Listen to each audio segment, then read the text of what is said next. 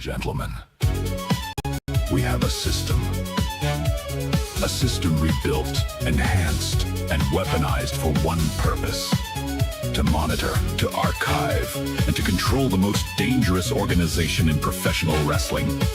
Leagues, territories, and chaos, all contained within a single network. The IWAR Network Tubecast.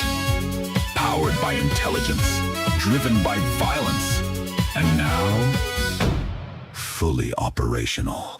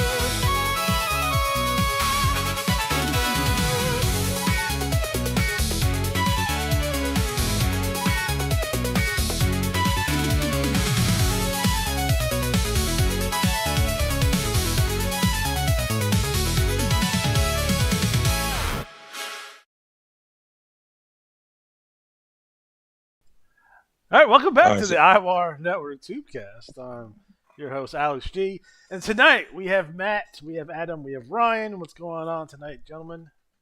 Howdy, y'all. Just living the dream. There it is. There it is. How did I fuck that up again? Unbelievable. Yeah, no, they can't see that. I don't know why that's happening, but hold on. Uh-oh. What are we seeing anyways? Should be just the screen. Just living the dream. There it is. Living the dream. Someone's watching the show. I can hear myself. 5 people watching now. It's more than just us. Son of a... What are we seeing anyways? Screen's good to go. We're good. My God. I just can't see you right now. I have to fix that somehow. You're not missing much. Well, that's true. What if I just delete this? There you guys are. Say hello, everybody. Oh, yeah. Glock Lesnar right. is in the Glock. building. There's my Hello, man. Glock. All right. So welcome to the was it summer 2026 cycle in review. And Matt, do you have any IWAR trivia for us today? Oh, I do. I have IWAR tribute from the man himself, Johnny B. That had a hell of a cold Tuesday this cycle, didn't they? I mean, Johnny B has to go out for Pizza Booyah and get everyone in the office Pizza Booyah this week. Pizza Booyah? Yeah, get Pizza Booyah. Just don't go to McDonald's and you'll be okay. Oh. All right. Well, IWA trivia. Let's bang this out. It's from Johnny B. Jr. Now, remember, this is actual response from the owner of the IWA, the big man, Johnny B. Jr. And if you have questions or suggestions or things you want to find out about, fire it on over, ask it during the show, and he will get back to us. All right. During the last show, Alex did a fairly convincing Fonzie impersonation and mentioned that Luther Alexander had hoped to fill the vacant seat on the city council in Willowick's neighboring city of Eastlake. The connection is that my first crush is currently sitting on it. Oh, boy. She was my first crush in both senses. She was my friend and my older sister, and when you're as young as we were, a year age difference is significant. So I ended up learning the meaning of the term unrequited love. I also became very intimately familiar with the term restraining order. But that is all now just a river of tears under the proverbial bridge. Luther should be aware that she was accused of misconduct extremely recently, and her accuser unexpectedly stepped down from office after alleged threats and intimidation, which is the reason the position is available. Therefore, he should consider packing something beyond a mere 494 average if he truly intends to toss his imaginary hat into the political ring, lest he become another one of her victims. I guess the worst case scenario would be that we would form a support group and meet every third Tuesday at a local Orange Julius. That gives me a hell of an idea, by the way. So stay tuned. Yeah. Okay. Movie time. Alex occasionally places trailers of movies he wants me to see on the playlist he created for me on this channel. But as a general rule, I try to avoid watching trailers because they usually spoil all the best parts. True. For example, in episode 176, I noted the trailer for the 1982 sci-fi comedy Zapped actually includes a final shot of the film, which I didn't know that. A few cycles ago, he added the 1972 horror film Blackula to the list. I didn't watch that trailer, but I did accidentally click the link for the playlist instead of the view full playlist, and saw one of the top comments, which cracked me up as much as any of the scenes in the movie. A user with the name Major Davis wrote, "I love Blackula. He's my second favorite vampire, but the first is Dracula." Blackula was a fun watch, and I particularly liked the ending. It made his character much more human than you'll find in most other bloodsucker flicks.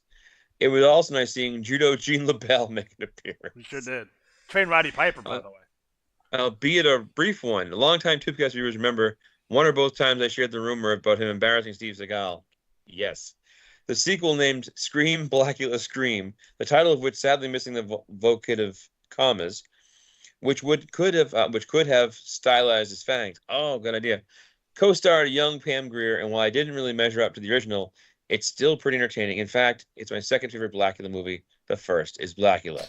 Quick side note, when I was training at Killer Kowalski's as part of my homework, I bought Judo Jean LaBelle's Finishing Moves, which is a book of about 300 different horrifyingly effective wrestling holds, submission holds, type all kinds of stuff. And I used to practice them, and I got pretty good at them. But like, even now, when someone like comes up to me, my instinct is to like interrupt them. It never goes away. Like in the mall, if someone's running by, my instinct is to like, just hit a clothesline.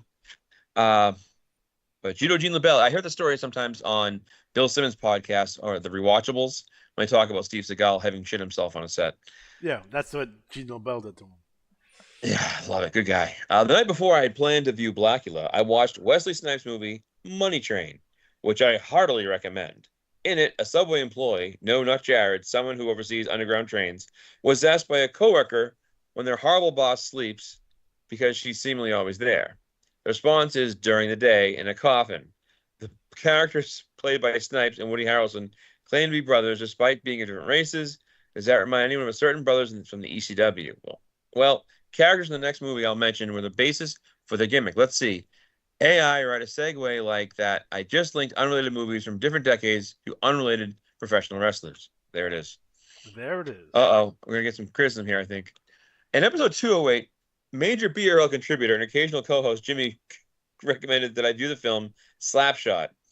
I had seen it years earlier, but rewatched it after the show aired to refresh my memory. Matt noted in the previous episode that he watched it with his father when he was inappropriately young, so I felt it was finally appropriate for me to share a few thoughts.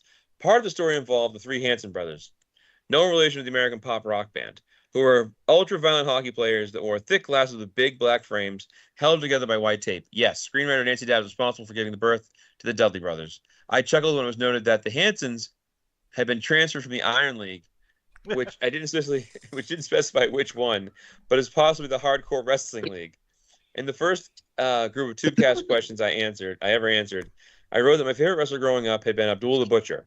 So I really enjoyed that when the team decided to stop playing by the rules. I also appreciated the studio's choice of the 1970s Pontiac GTO as Paul Newman's vehicle, which was borrowed from the private collector who lived in the area. Paul dented it during the filming, and the studio returned to its owner without repairing the damage. Yikes! I really like the fact that Slapshot is not a typical sports movie. It's more than just about winning the big game, and in a fashion similar to Blackula, it doesn't rely on the predictable ending that so many other movies in the same genre do. Speaking of fashion, in the scene late in the film, one of the players is wearing a cape in the locker room that looks eerily similar to one worn by Major Davis' second favorite vampire. Another coincidence is that the second half of episode 210, Alex spoke of writing TT about the Willowick Warlords taking on the Harlem Globetrotters and winning. And that was basically the exact premise of the disappointing sequel. I watched it a few days after a previous Gold Tuesday, It starred Gary Busey, who we recently interviewed about Luther He was. in the May Cycle ACW Bulletin. As a ruthless business tycoon, there was a stack of magazines on his desk. Right on the top was Cigar Aficionado, which Alex had just used the cover of NWL Commissioner's Report. This was the best moment of the movie for me, so thank you, Alex. The third film in the franchise was even worse than the second, and I should have known it had been horrible since they weren't even clever enough to title it Slapshot 3 Hat Trick.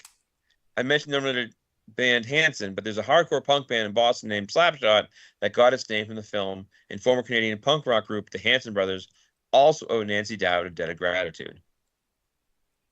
Has everyone seen Slapshot? I tell you, it's a really good movie to watch.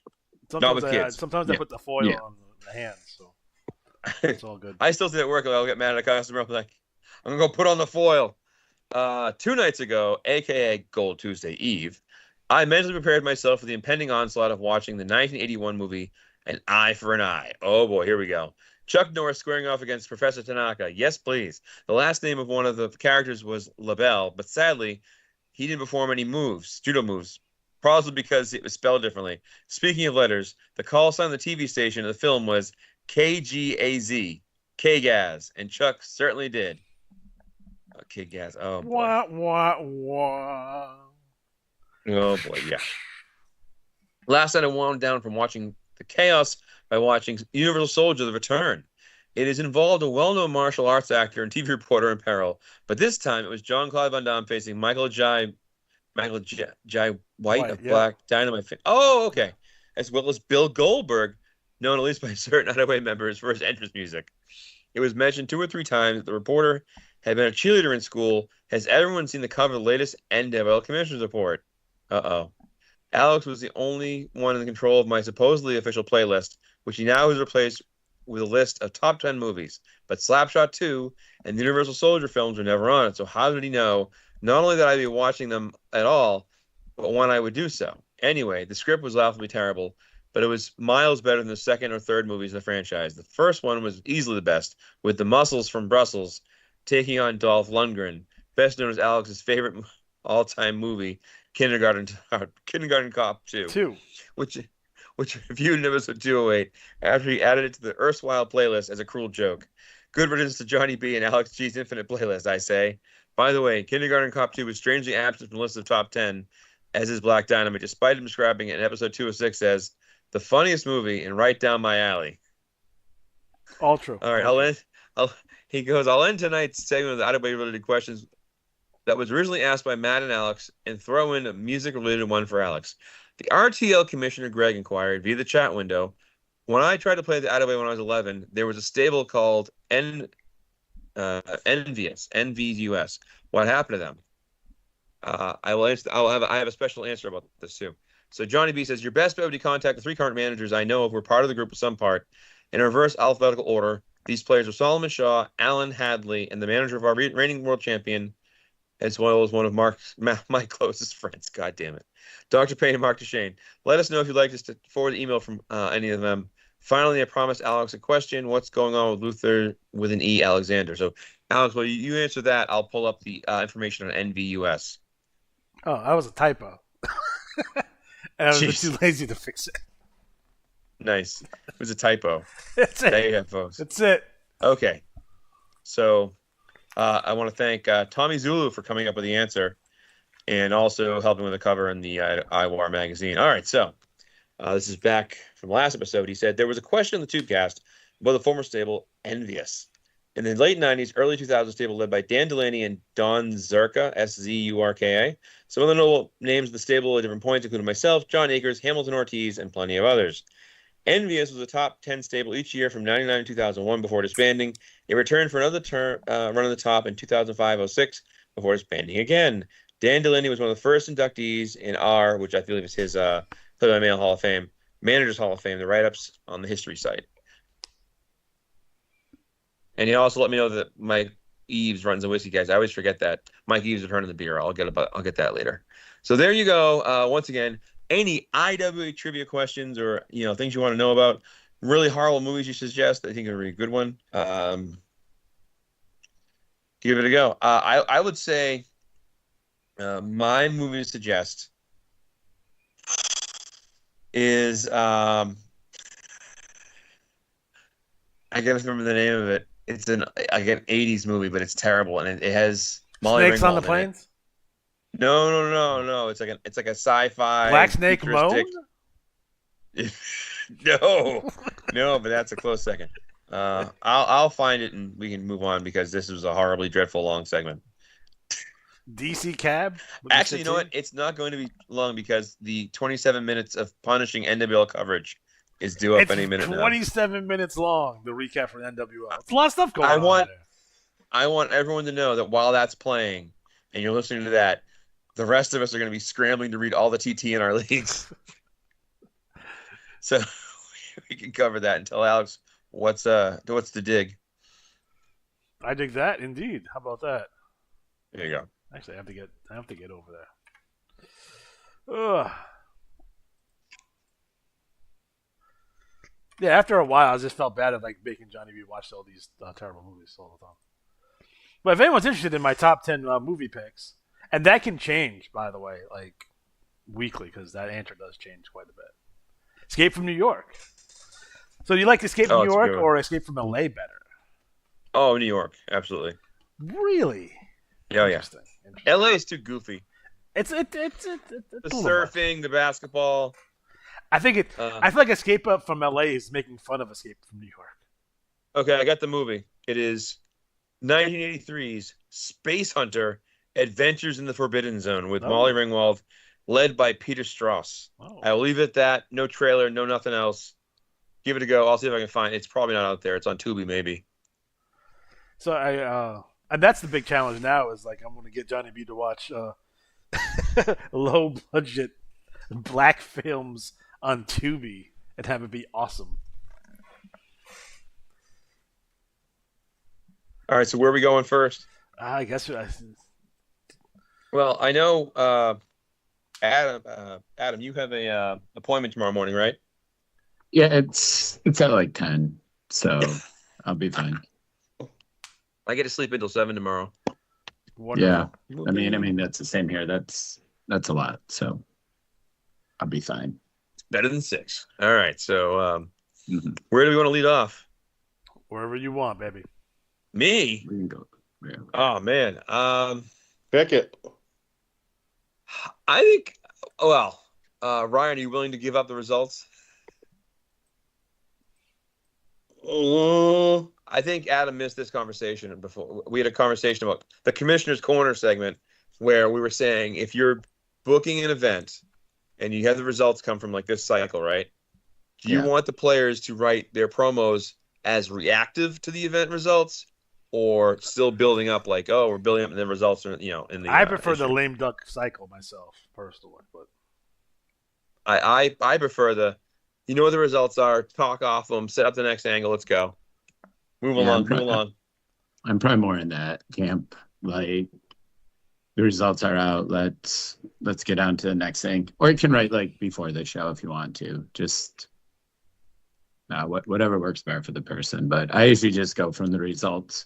Or if I don't know the results, then I just kind of write a vague, lame duck cycle, kind of like Alex was saying. Because I usually do my go home for the event whenever the cycle where the results come from. So it's kind of how I usually do that. There it is. You heard it here first.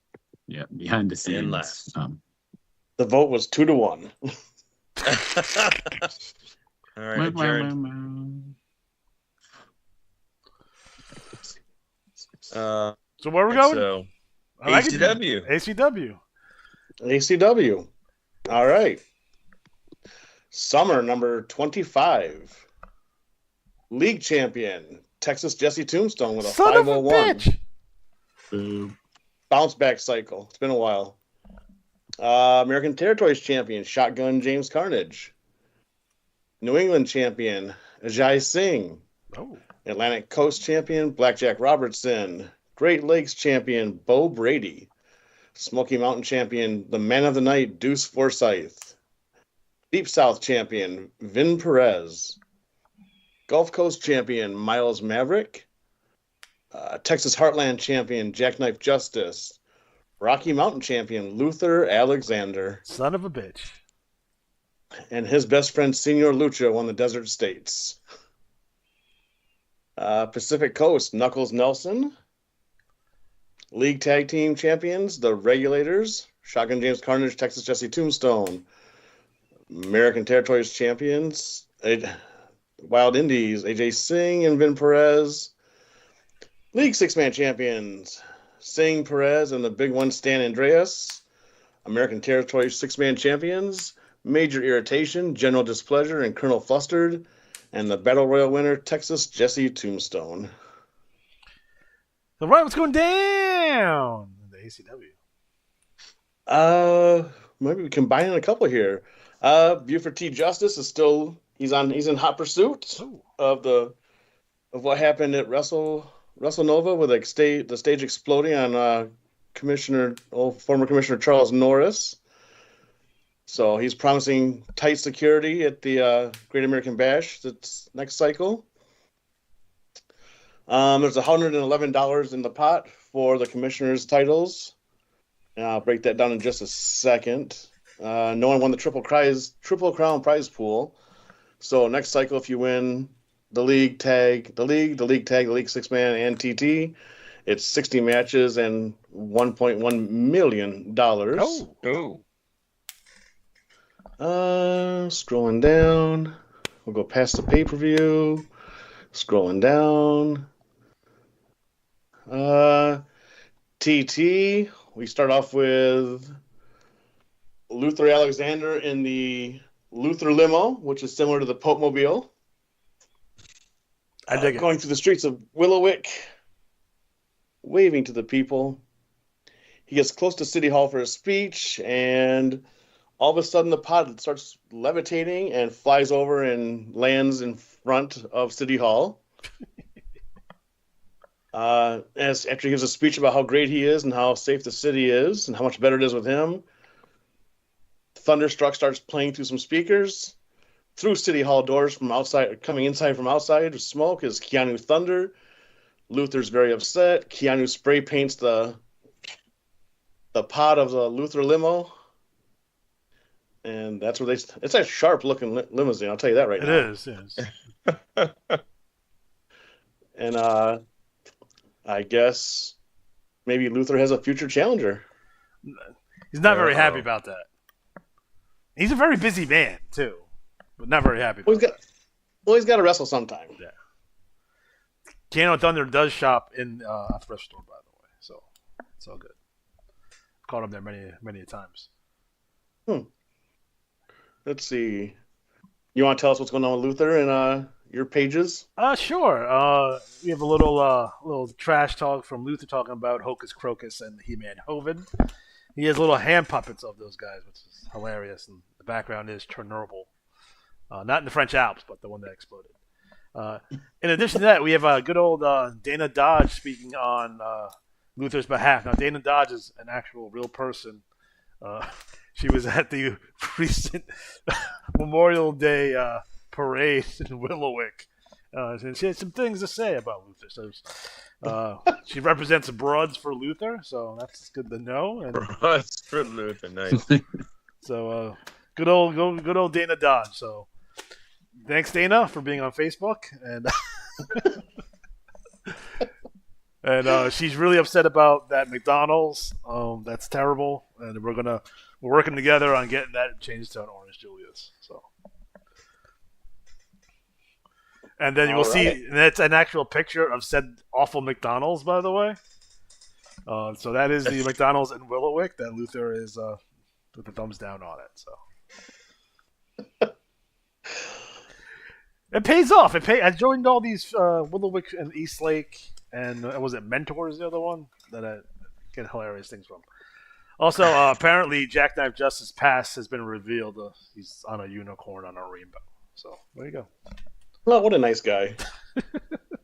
Not as tough as he looks. No, not at all.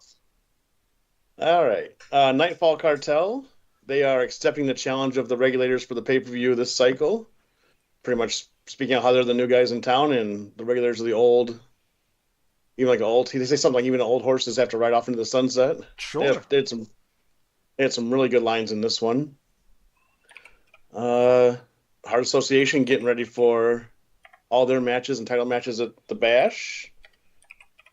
Knuckles Nelson, very upset with the Gaelic Dick Moore. They're going to settle in the ring this cycle at the pay-per-view as well. The Shadow Syndicate. There's something I wanted to mention. Oh, they accepted Senor Lucha's challenge for a 5-on-5 match. Oh, There you go. is this going to be a War Games type of deal? I don't know yet. Well, the Syndicate said they would accept any kind of a stipulation. No. I have a question about your pay-per-view thing here. Yeah. How do you determine who wins? Is it the highest score for like the pool of wrestlers for the shots? Yes. We get that point sheet. Whoever's name comes first. Obviously, it's like if like 4 guys have 498, they rank. I mean, I think it says they rank them by point flow. Yeah. So yeah, that's it's the highest points, unless you're already in a match or like if you're the best total for a shot at the the heavyweight title, you can get in as long as you're not in that match already. Okay. Yeah. I mean, you can do if you're in the tag or 6-man, it's fine. But And is it the top 2 for US? just the top one after that, just the top in that battle royal. Okay. And then if for any reason a guy can be in both battle royals because it's just by regional titles you've won. If he were to win both of them, I just have him win the heavyweight, and then just have the runner up win the American Territories one. All right. Well. Oh boy, some people are figuring things out. All right. So yeah. Sorry. We've got the entertaining Mud family. Mama Mud knocked out U.S. Mail with a frying pan. He deserves it. He's a son of a bitch. Probably does. I'm still upset that he wasn't the good guy I thought my league needed a year and a half ago. He's trying to be. He's trying to save Bud Mud from a horrible life with Mama Mud and the family. Hey, listen, Luther is turning babyface in the NWL, so. There you go. Ooh, interesting. Hocus Crocus, ready for his match, defending the title in the triple threat. Gaelic Dick, and then the Gaelic Dick Moore, ready for his match again with Knuckles Nelson. Senor Lucha has brought in his first partner, Luchador Americano, for that 5-on-5. And Hoven, what's Hoven doing? Other than being smelly. Hoven's promo is really dark. I sent it to Tom as he runs Rachel Yamazaki. First of all, I should get some credit for the 6-man champs because everybody I mentioned in his Chump of the Week does well. It's like a running gag, like a reverse Jinx, the reverse Madden. His promo, it's on page 40, I believe. It's worth a read because the little background here. Last year's Super Show, he had the great timely intense term, like it was like basically Great Tits Battle Royal, where somebody would win and get a Money in the Bank, and it was Betty Wildfire Red, and somebody would be his valet for a year. And Richard Yamazaki was the winner / victim of that policy.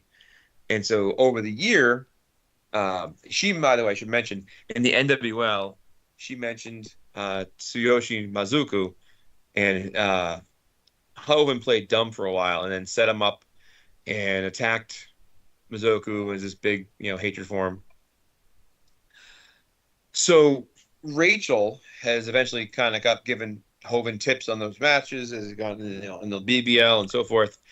And so her contract was up and she's packing up and leaving. And then this all happens and it unfolds. And you should give it a read. It's a fun little read. I like to do sometimes like promos that kind of essentially serve a meatball at the middle of the plate. So that's what this is. So have at it, sirs. Have at it. There it is. So I guess on a 2-1 vote, am I going to try something new? Am I putting out the results of the pay-per-view? Nah. I can tell you, I love that because I think I have some good news. You know what? I'll try it once. We can't. Whatever. I mean, right. People are going to look and figure it out anyways. Yeah.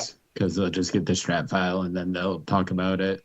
I mean, I do that because I'm a jerk. But, yeah. All right, let's scroll up. Rookies don't listen to this. What year? Earmuffs. I want the ESPN doo-doo-doo-doo-doo playing. All right, we'll work away from the matches, battle royals, and the title matches. The Regulators in a tag team match defeated the Nightfall Cartel. Knuckles Nelson defeated the Gaelic Dick Moore. We'll do title matches, I guess. And let's see. I believe Eddie Chavez, the Heart Association of Chavez, Sanada, and Neidhart are the new That's new trios champions. They beat Jawbone Jack, Tormented Timmy, and Steel Samson. The Wild Indies are also the new tag team champions by being the Heart Association. Woo. The United States Triple Threat match of Hogan, Luther Alexander, and Hocus Crocus. The new champion is this hurts Luther Alexander. We're changing the name of that belt to the Soviet heavyweight. I saw the picture, so that's the way it's going to be. And then Brad, the Executioner Hart, even though he's been great, a little upset over the Monster Shrug Shadow. So those are the champions. And then for the next pay-per-view, we've got after the Battle Royals, the Wild Indies and Stan Andreas will fight the Heart Association for the trios titles. The Regulators will take on the Wild Indies for the tag team titles. Shotgun James Carnage won the Battle Royal. He will face Luther Alexander for the U.S. title. And then because of the 501, Tombstone will get his title shot against Brad the Executioner Hart. Hope he loses them both. My God. And that is the start of the pay-per-view. We've already got the intro written up. Chaos and two pay-per-views in a row. Last time Britney Spears attacked Christina Aguilera. Wait till you see what happens in this national anthem. Holy cow, didn't see this coming. I'm excited. And that is the ACW. You know, and I tell commissioners this when they ask, is especially when you're doing right, like have bits. Like that's a good bit. You know, like I do the bit where like Tracy interrupts promos on like brand new guys. So like if there's a guy that just came in, he's 10-0, just won all his scrub matches, and like I haven't seen TT from him. I'm like, all right, so I do this bit where like Todd Oakland's gonna interview him, and then like Tracy just comes and just blows them off, and then there's no interview. So we do that every single time, but eventually there's gonna be a payoff to that. Well, this time, I'll give off the first part of it. It's in Carolina, so they had Hootie and the Blowfish do the national anthem. I mean, that's safe, right? Well, after it's over, the Blowfish attack Hootie because they've been jealous of his country career, and boy, it's a hell of a way to start a show. Unbelievable. Yeah. Well, inside baseball, my mom loves the Hootie, as she would call him. Loves the Hootie. She loves the Hootie. Okay. All right, so now that's the ACW. All right, man. Right. I dig it. I guess so I don't put everyone to sleep. I guess I'll do NWL now. Oh, boy.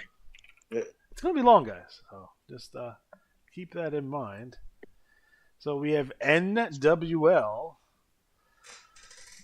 253 league champion Sixpence Tommy Calloway. TV champion Glock Lesnar. Central Plains champion Bobby the Mangler Moreau. East Coast champion Mr. Fantabulous. Great Lakes champion Stylen Savion Banks. Mid-Atlantic champion Devilish Danny Zero. Northeast champion The Natural Danny Kimura. Pacific Northwest champion Captain America Johnny Drake. Rocky Mountain champion The Fisherman Rod and Reel. Southeast champion Ryan Rivers. Southwest champion Mac Truck Murphy. West Coast champion Heart of the City Andre Carrington. A league tag team champion Sixpence Tommy Calloway and Glock Lesnar. TV tag team champions Stylen Savion Bex and Crush Groove. A league six-man champion Ryan River, Tommy Calloway and Glock Lesnar. And your six-man champions Ricky Wolf King, Mr. Fantabulous, and Mac Truck Murphy. Your Battle Royal winner is Glock Lesnar. So, Alex G, what's going down in the NWL? We're coming off NWL Homecoming. So, great pay-per-view, guys. Take some time out. Make sure you read it. So, we're going to go right into the recap. So, grab a beer. This will take a while. Here we go. Hold on, let me make sure you guys can hear it. You guys falling asleep on me today, so we're gonna share, include sound, and Windows, I guess. Okay. We'll go ahead and play. Hello, everybody. I'm Ian Mooney, and welcome to a special extended edition of the NWL Report. Ladies and gentlemen, what a ride it has been. Over the last several weeks, we have witnessed alliances form, rivalries intensify, championships defended under impossible circumstances, and tensions rise to levels that threaten to reshape the National Wrestling League forever. The road from the Trash Talk special to Homecoming, and ultimately this Tuesday in Texas, has been filled with controversy, violence, mystery, and moments that fans will be talking about for years to come. Tonight, we're going to take a look back at everything that happened and how we arrived at the chaos currently unfolding across the NWL. And our story begins with the Trash Talk special. Backstage, one man seemed determined to make sure everybody was paying attention: Glock Lesnar. The intimidating newcomer moved through the locker room area like a predator searching for prey. Staff members stepped aside. Wrestlers avoided eye contact. Nobody wanted to be standing where Glock was headed. Eventually, he found his target: Sixpence Tommy Calloway. What followed wasn't a confrontation. It wasn't a fight. It wasn't even an argument. It was a proposition. Glock described two different kinds of gangsters: the active street guerrilla willing to attack at a moment's notice, and the smooth criminal who gets the drop on somebody before they even realize they're in danger. According to Glock, too many people in the NWL had become comfortable. Too many people had forgotten what real danger looked like. Then he suggested that perhaps the two of them should do something about it. Tommy never gave a direct answer, but he did return Glock's gesture of respect before Glock walked away. And just like that, everyone was left wondering whether a dangerous new alliance had just quietly been born right under everyone's nose. Elsewhere, Grand Prix champion Ryan Rivers addressed the fans. Standing proudly with the championship draped over his shoulder, Rivers delivered one of the most heartfelt speeches of his career. He spoke about the history of the NWL, the small buildings, the long drives, the cold nights, the fans who believed in the company before anybody else did. Rivers reminded everyone that the National Wrestling League wasn't built by billionaires. It wasn't built by corporations. It wasn't built by investors. It was built by wrestlers and fans who loved professional wrestling. Then Rivers shifted his focus toward Johnny Revolution. The Grand Prix champion accused Revolution of treating the NWL like a joke, like a toy, like something he could tear apart whenever it suited him. Rivers vowed that as long as he was standing, Johnny Revolution would never destroy what generations of wrestlers and fans had worked so hard to build. The crowd responded with thunderous chants of NWL as Rivers raised the championship high above his head. It was a defining moment for one of the company's most respected champions. Meanwhile, Luther Alexander was making plans of his own. In a segment that shocked almost everyone, Luther summoned Glock Lesnar and Johnny Drake to his office. The two men could barely stand in the same room together. Johnny Drake viewed Glock as a dangerous psychopath. Glock viewed Drake as a flag-waving nuisance. But Luther wasn't interested in friendship. He was interested in results. Whether they liked it or not, Glock Lesnar and Johnny Drake would now be an official tag team. The name? Reluctant Allies. Neither man seemed thrilled by the announcement. Neither man appeared interested in working together. Yet both accepted the decision. Whether this partnership becomes a championship force or collapses into violence remains one of the biggest questions facing the NWL moving forward. The Trash Talk special also featured Samantha Soli sitting down with Danny Kimura. Kimura spoke passionately about sacrifice, about discipline, about preparation. While others searched for shortcuts, Kimura explained that he was running city streets before sunrise and training long after everyone else had gone home. According to Kimura, confidence doesn't create champions. Preparation creates champions. Discipline creates champions. Sacrifice creates champions. He promised that one day his name would stand beside the biggest stars in the company, and that when he finally held the NWL World Championship above his head, everyone would understand that every workout, every sacrifice, and every difficult moment had been building toward that destiny. Later in the evening, Glock Lesnar made another appearance. This time, he joined Todd Okerlund in the ring. What began as a routine interview quickly became something else entirely. Glock lifted Todd off the ground. He referred to most of the roster as food. He encouraged fans to believe every rumor they had ever heard about him. Then he warned both Tracy Koloff and Luther Alexander to be careful what they wished for.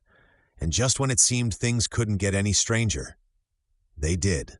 In one of the most bizarre sights in NWL history, Glock completed 200 prison burpees in barely over 90 seconds before marching back up the aisle, leaving Todd Okerlund struggling to recover both physically and emotionally. The final major segment of the Trash Talk special featured the Come Up. Savion Banks proudly celebrated recent accomplishments by both himself and Crush Groove. Groove had officially entered the Grand Slam Club. Both men had secured places in the Triple Crown record books. And according to Banks, this was only the beginning. The conversation quickly turned toward homecoming. Andre Carrington promised that he would either leave with the Grand Prix Championship or leave Ryan Rivers with a permanent limp. Banks revealed that he envisioned an even bigger future for the come-up, a future where stars negotiated from positions of power, first-class flights, luxury accommodations, championship opportunities, influence, access, success.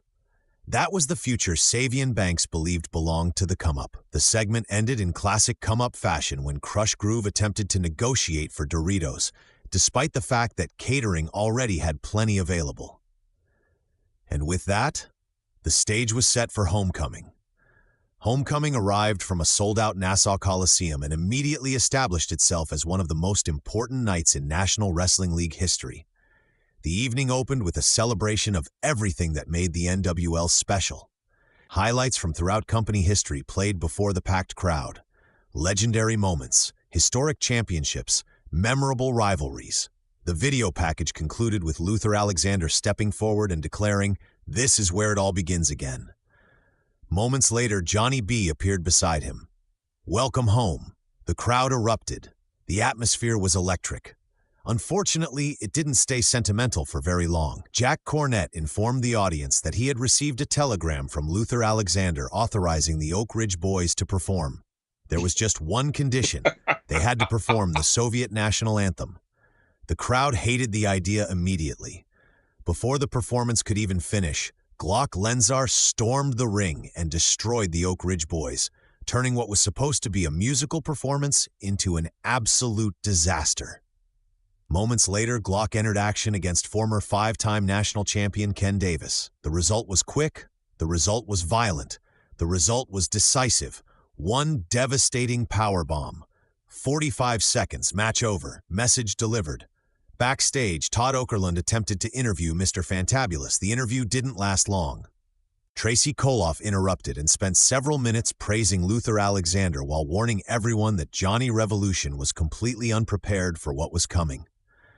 Fans were also given a look at the upcoming Wave 2 NWL action figures featuring Crush Groove, Andre Carrington, Glock Lesnar, Mr. Fantabulous, Danny Zero, and perhaps most controversially, the limited edition anatomically correct Tracy Koloff action figure. Frankly, folks, I'm still not entirely sure what to make of that one. The first major championship contest of the evening saw Ryan Rivers defend the Grand Prix Championship against Andre Carrington in a brutal ladder match.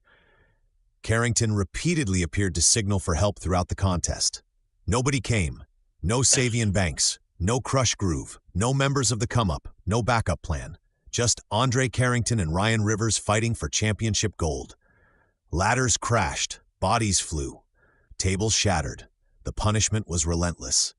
In the end, Ryan Rivers connected with a devastating cradle pile driver before climbing the ladder and retaining the championship in one of the finest performances of his career.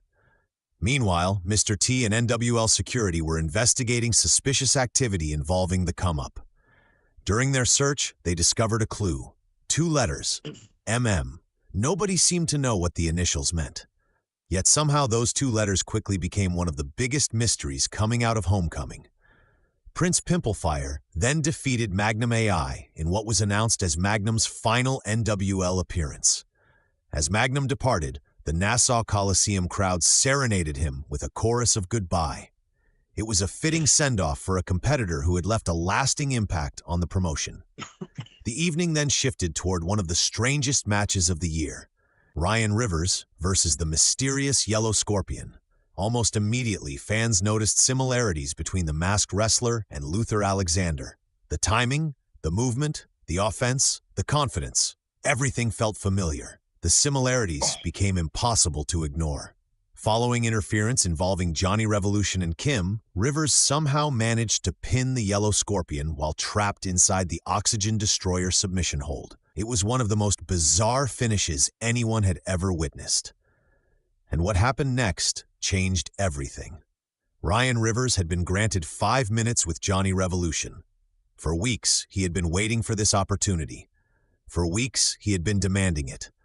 And now, standing in the middle of Nassau Coliseum, it appeared he was finally going to get his hands on the man who had caused so much chaos throughout the National Wrestling League. But before Rivers could make his move, disaster struck. The Yellow Scorpion blasted him with a Soviet superkick. The impact dropped Rivers instantly. Then members of the Shane Syndicate surrounded the ring. The situation looked hopeless. Another trap, another ambush, another beating waiting to happen. The crowd could feel it. Everyone in the building knew what was coming next, or at least they thought they did. Then the arena erupted. The music hit, the lights exploded, and Nassau Coliseum nearly came apart at the seams. Revolution Extreme had returned. Luther Alexander appeared on the stage. Beside him stood Tracy Koloff. Then came Che Guerrero, Soul Train Jones, Johnny Vegas, Alexander J. Styles, Justin Grace, Chase Grace, Ghetto Master Jr., Samantha Soli, E-Train, Chris Havoc, Mike Mason, The Regulators, Carlos Danger, and seemingly half the wrestling world behind them. The reaction was deafening. One by one, the members of Revolution Extreme marched toward the ring.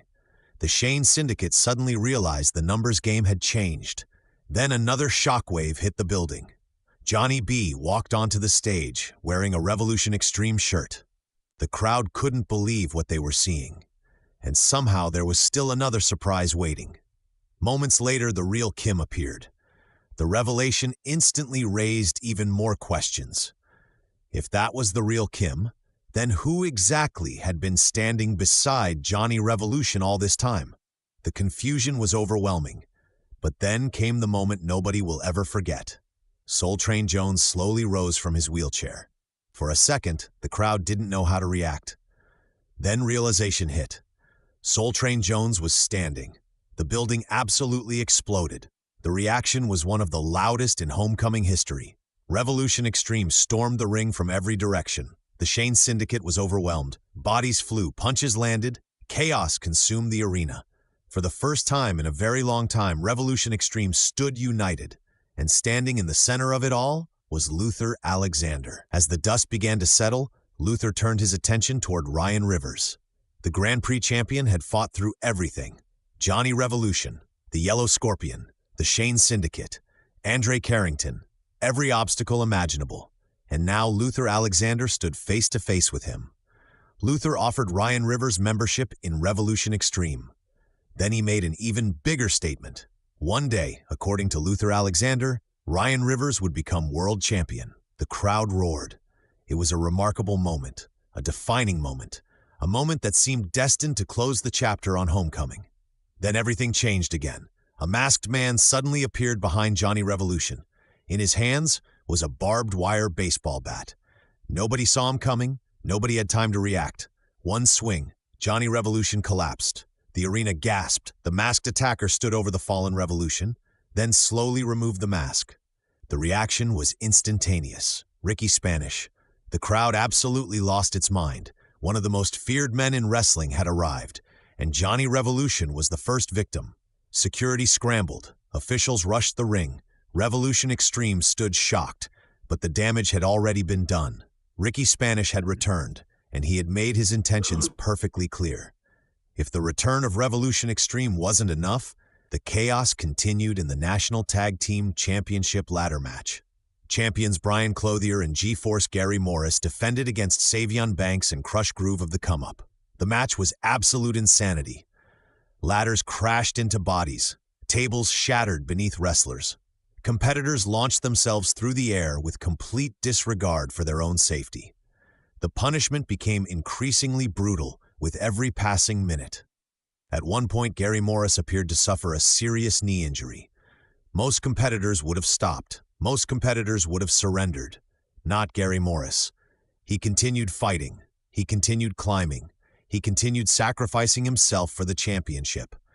Eventually, Morris threw himself into danger one final time to stop Savion Banks from securing victory. The sacrifice worked. Brian Clothier climbed the ladder, retrieved the championships, and retained the national tag team titles. But the celebration didn't last long, because Brian Clothier still had one more championship defense waiting for him, the NWL National Championship, and standing across the ring was Crush Groove. What followed was one of the greatest championship matches in recent NWL history. Both men were already battered from the ladder match. Both men were exhausted. Both men had every reason to quit. Neither man did. Punches, suplexes, power moves, near falls, submission attempts. Momentum shifted back and forth throughout the contest. The Nassau Coliseum crowd remained on its feet. Nobody wanted to miss what happened next. As the match wore on, Brian Clothier became increasingly desperate.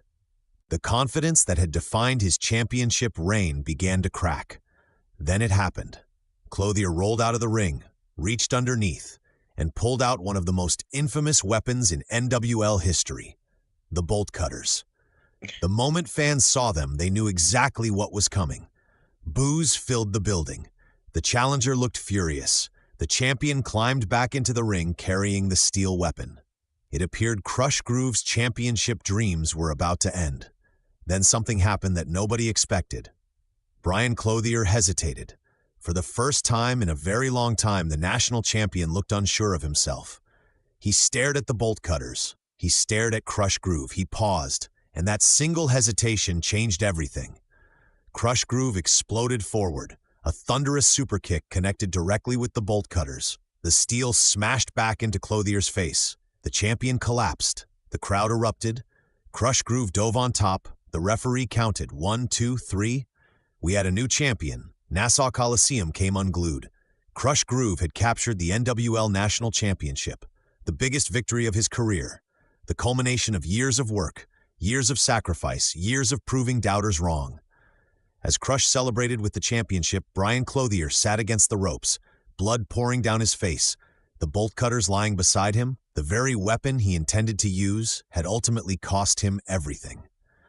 As Pierre Roulette said so perfectly in that moment, for the first time in a long time, Brian Clothier hesitated, and it cost him everything. As if Homecoming hadn't already delivered enough surprises, another revelation occurred just days later during the IWAR Super Show. The mystery of the Yellow Scorpion was finally solved. The masked wrestler removed his disguise, and the wrestling world received its answer. The Yellow Scorpion was Alexander Alexander, the identical twin brother of Luther Alexander. Months of speculation suddenly made sense. The movements, the mannerisms, the similarities, everything finally had an explanation. The revelation stunned fans throughout the NWL and immediately elevated Alexander Alexander into one of the most talked-about figures in professional wrestling. Homecoming ended with more questions than answers. Ryan Rivers had survived. Revolution Extreme had returned. Johnny Revolution had been left for dead. Crush Groove stood atop the mountain as national champion. And Alexander had finally revealed himself to the world. The future of the National Wrestling League had changed forever. But somehow, the biggest twist was still waiting. Because next came this Tuesday in Texas, and nothing would ever be the same again. Then came this Tuesday in Texas, an emergency event, a special attraction, a show that many believed would simply serve as fallout from Homecoming. Instead, it became one of the most shocking nights in National Wrestling League history. The evening began with confusion.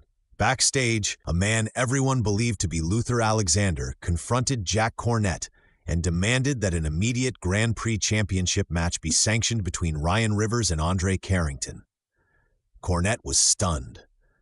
Ryan Rivers had just survived a brutal ladder match at Homecoming. Andre Carrington had already received a championship opportunity. The request made no sense. Even Cornette questioned why Luther Alexander was suddenly so invested in the situation. Yet somehow the pressure worked. The match was made official, immediately. Andre Carrington entered first, and once again he entered alone. No Savian Banks, no Crush Groove, no members of the Come-Up, no backup, no support. Whatever happened tonight, Andre Carrington would have to do it by himself. Moments later, Ryan Rivers entered carrying the Grand Prix Championship. The crowd immediately showed their appreciation for a champion who had spent months fighting anyone and everyone placed in front of him. Despite the punishment he endured at Homecoming, Rivers looked determined. The champion looked ready. Then things got strange. Manny Davis entered the ring prepared to officiate. Before the bell could ring, the man everyone believed to be Luther Alexander entered the ring. He informed Manny Davis that he would be serving as the referee for the championship match. Manny would work outside. The decision immediately raised eyebrows. Lance Catamaran questioned it. Pierre Roulette questioned it. The fans questioned it. But despite the controversy, the match began. And what followed was nothing short of spectacular. For nearly 30 minutes, Ryan Rivers and Andre Carrington delivered the performance of their lives. Carrington relied on technical precision. Rivers relied on toughness and determination. Every advantage was answered. Every momentum swing was countered. German suplexes, power bombs, DDTs, springboard attacks, submission holds, near falls. The crowd remained on its feet throughout the entire contest. At one point, Ryan Rivers connected with the cradle-to-the-grave piledriver. The move had finished countless opponents. The crowd rose, expecting the match to be over. Andre Carrington kicked out. Nobody could believe it. The battle continued. Both men exhausted, both men battered, both men refusing to surrender. Finally, Andre Carrington found an opening. He trapped Ryan Rivers in the devastating pulse cloverleaf. Rivers clawed desperately toward the ropes. The crowd rallied behind the champion. He refused to tap, refused to quit, refused to surrender. Instead, Ryan Rivers passed out. The referee called for the bell. The decision was official. Andre Carrington had won. Andre Carrington was the new Grand Prix champion. For months, the Come-Up had promised championship gold. Now they finally had it. Andre Carrington celebrated with the championship while the crowd rewarded both competitors with a standing ovation. Whatever anyone thought about the Come-Up, nobody could deny what Carrington had accomplished. He defeated Ryan Rivers in the center of the ring and captured the Grand Prix championship. Then the night took another shocking turn. After Andre Carrington left the ring, the man everyone believed to be Luther Alexander remained behind. Ryan Rivers was exhausted, barely able to sit upright. At first it appeared that Luther was checking on him, showing concern, showing respect, showing sportsmanship. Then suddenly, DDT. Ryan Rivers was driven headfirst into the mat. The crowd erupted. Lance Catamaran was stunned. Pierre Roulette immediately noticed something unusual. Luther Alexander doesn't use a DDT. The observation seemed minor, but moments later it became the most important clue of the entire evening. Suddenly, another man came sprinting toward ringside carrying a steel chair. The crowd exploded. It was Luther Alexander, the real Luther Alexander. Behind him came Mr. T. Behind him came NWL security. And just like that, the truth finally came out. The man who pressured Jack Cornette, the man who officiated the championship match, the man who crowned Andre Carrington, the man who attacked Ryan Rivers, wasn't Luther Alexander at all. It was Alexander Alexander, the identical twin brother of Luther Alexander, the very same Alexander Alexander who had recently been revealed as the Yellow Scorpion. For the entire night he had fooled everyone. No disguise, no elaborate plan, no special effects, simply by being an identical twin. The realization stunned everyone watching. As security moved in, Alexander Alexander simply laughed, then escaped through the crowd once again. The real Luther Alexander ignored the chase entirely and immediately checked on Ryan Rivers as medical personnel entered the ring. But before we leave Texas, another situation appears to be spiraling completely out of control. Earlier in the evening, cameras caught up with Prince Pimplefire, and what followed may go down as one of the most destructive incidents in recent NWL history. The footage opened on a tight shot of Pimplefire's masked face. His eyes were bloodshot. A lit cigar was jammed into his mouth. Traffic noise and car horns echoed throughout the background as he paced in and out of frame, barely allowing the camera operator to keep up. Pimplefire made it clear he was still furious with the come-up. According to Pimplefire, ever since Ryan Rivers captured the Grand Prix championship, money had been slipping through his fingers. Every week without championship gold, according to him, was another week that Patterson's pimpliest prodigy was being cheated out of money he believed he was owed. He specifically blamed the come-up for costing him opportunities. He mocked Andre Carrington, stumbling over his name while dismissing him as just another rich member of the group. Pimplefire spoke about what he called simpler times, a time when disputes were settled face-to-face, a time when he could simply grab somebody, crush somebody, and take what he wanted. But according to Pimplefire, nobody in the come-up had the courage to face him directly. Instead, they danced, celebrated, won championships, and ignored him completely. Then Pimplefire announced he had decided on what he called a new approach. The camera pulled back. Suddenly, viewers could see Prince Pimplefire standing in a parking lot near Nassau Coliseum, carrying a flame-embossed sledgehammer. Dirty athletic tape was wrapped heavily around his ribs and chest. Then the camera revealed the target, an Aston Martin, parked across 3 spaces, its vanity plate clearly read, "Come up." Pimplefire climbed onto the hood and shouted that if he couldn't bring the pimple popper to the come up, then he would simply bring the pimple. Fire. What happened next was unbelievable. One savage swing. The sunroof exploded. Glass flew everywhere. Moments later, someone off camera tossed Pimplefire one of Crush Groove's trademark fur coats. The coat appeared to be soaked in some type of accelerant. Pimplefire stuffed the coat through the shattered sunroof before climbing onto the roof of the vehicle. Then he looked directly into the camera. "Hey Crush, you like to smoke, right? Let's burn one together." With that, Pimplefire dropped the lit cigar into the car. The coat immediately erupted into flames. Black smoke poured from the shattered roof. The interior quickly became engulfed.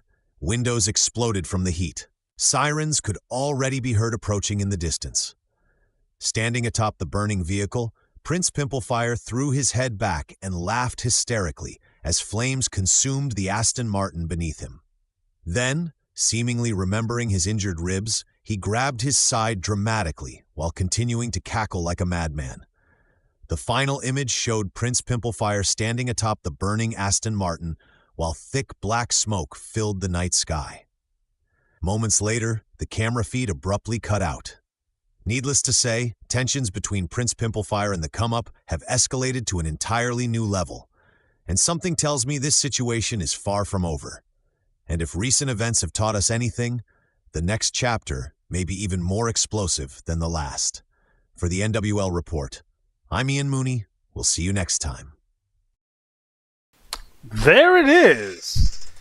So what do you guys think of the NWL? I think that pay-per-view? Was very detailed. It was so long, I'm literally a year older now. So that's what I think happened. I am now 54, no longer 53. Well, here's the thing. So a couple behind baseball or inside baseball on this. So I'd written the NWL pay-per-view a couple days ago, and like I normally do to get the results, I check the scores. And apparently I had the scores wrong on the Rivers Andre Carrington match. So I had to do what I call a emergency pay-per-view. I did this Tuesday in Texas. So if you guys know about the history of Tuesday in Texas and how weird that pay-per-view is, it's late 1991. It's like right after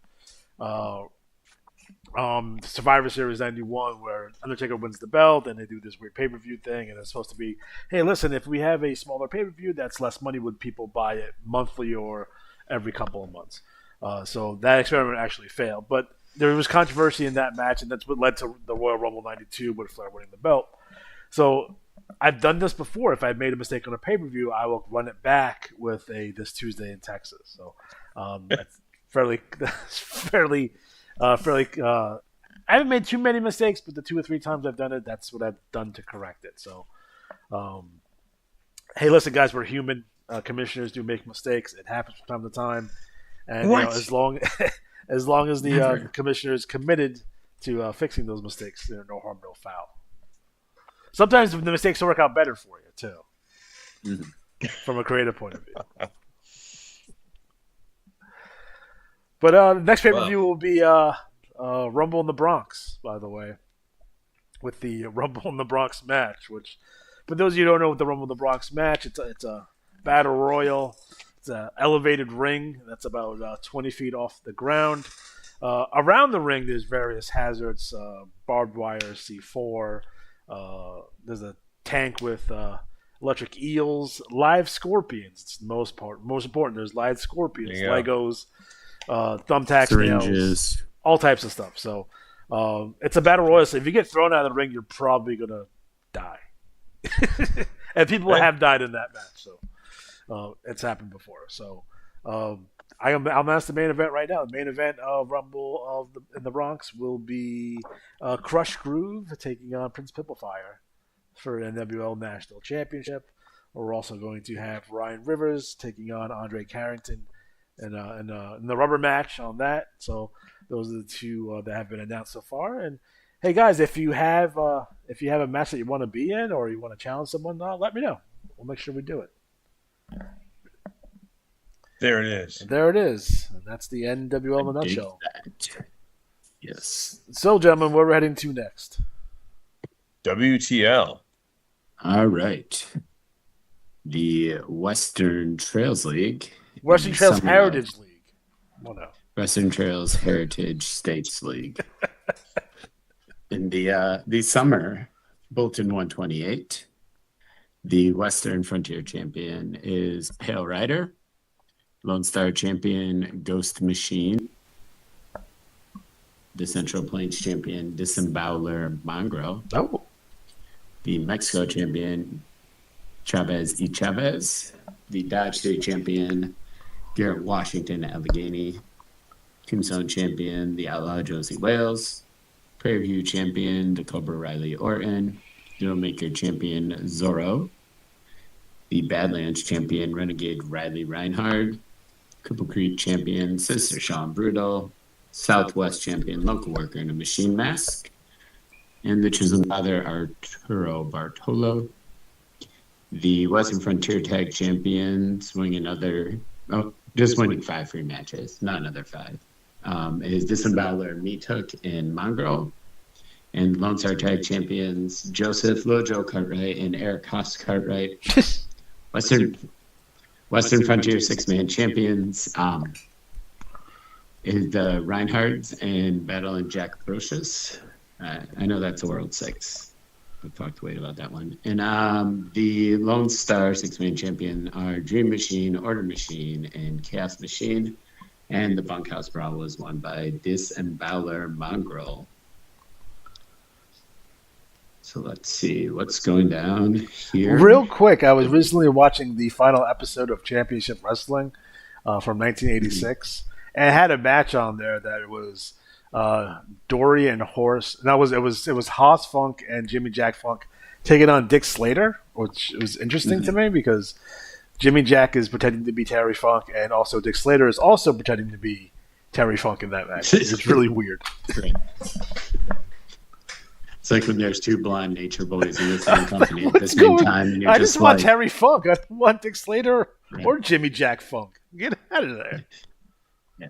They wouldn't say, you know who I want to see tonight, Dick Slater.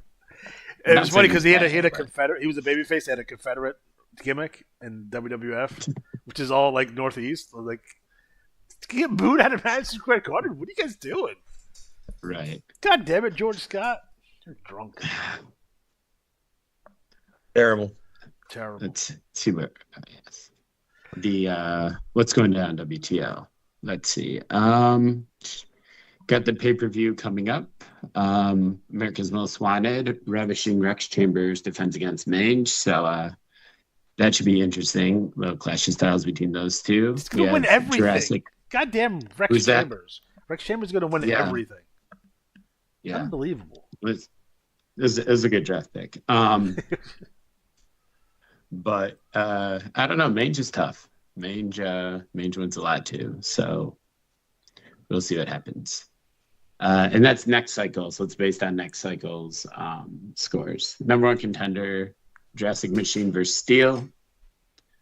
Texas Tornado tag title match. The Disembowelers, Meat Hook and Mongrel take on the Young Guns. The Texas Tornado 6-man title in the 521 to Ewan match, which is all the teams so far this year that got a 521 are in this match. And Nice. it's the Maryland Blue Bloods, the Buckshots, the Special Forces, who's Reinhardt's and Brocious, and the Nutty Bunnies, who made a return to Trash Talk. I was good to see the Nutty Bunnies do some Trash Talk. The Posse Battle Finals, which is the Armed Forces against Ricky Spanish. My bad. The Armed Forces against Cowboy Slits and the Disembowelers. So all those people get to be in 2 matches. And then we have this special challenge match between Cowboy Schlitz and Ricky Spanish, where because of Ricky Spanish's tactics at the IWAR Super Show, he gets to choose the stipulation. So we'll see what that crazy guy Ricky Spanish comes up with. I don't know. It'll probably be something crazy. It'll probably be something crazy. It'll be a Rumble in the Bronx match or something. Let's see what else happening. So Nat J Love actually won the 6-shooter prize, so he gets a nice $160,000 in imaginary money for winning that. Like I said, we got the finals of Posse Battle coming up. And basically, whoever wins that gets a bunch of the other title shots at the next pay-per-view. So, a lot on the line there. Let's see what else. Oh, the Gold Rush contest is still going on. Got 3 cycles to... Well, I just updated this. We got 2 cycles to go. And right now, as a surprise to no one, Rex Chambers and Steel are 2 of the top 3, but also Nutty Bunny number 3 is also tied with them. So I really want to see Rex Chambers, Steel versus Nutty Bunny 3 in a match, because I just think they'll give... what was the last match? The Hocus Crocus, He-Man Hoven, Luther Alexander match. Like, yeah, I'll rival that as far as ridiculous. I'm going to beat the shit out of that frog. Yeah, that frog has a storyline. It's part of a storyline in the Black Widow League with Rachel Van Dorn as well. But we'll get to that later. You sickos. All right. Trash Talk. Sharon Cordova is still trying to sell his books. Mr. Penny Nickel threatens to punch people in the face. Balls Buckshot is in trash cans. The Buckshot boys are getting hyped up for their 6-man title shot. We got Jubal Snake getting ready for his next matchup. And let's see here. Steel calling everyone out, saying he's a champion. He's going to be Jurassic Machine. The Reinhardt. Oh, wait, they're not the Reinhardts. The Young Guns talk about winning the tag titles against the Disembowelers. Good luck with that. And by the way, I heard a rumor that there might be a Luther machine out there. I don't know if that's true. A Luther machine, yes. Share lots of different machines. If you, Tommy should drop some Easter eggs in some of those machine models. If you watch that, if you look at them, there's usually some good stuff in there. Special Forces getting ready. We have a promo from Ham Sandwich, which is just a picture of a ham sandwich and a cigarette. Pierce hey, don't threaten me with a good time, buddy. All right. Right. It's like Wonder Bread, a slice of ham, a slice of processed cheese food.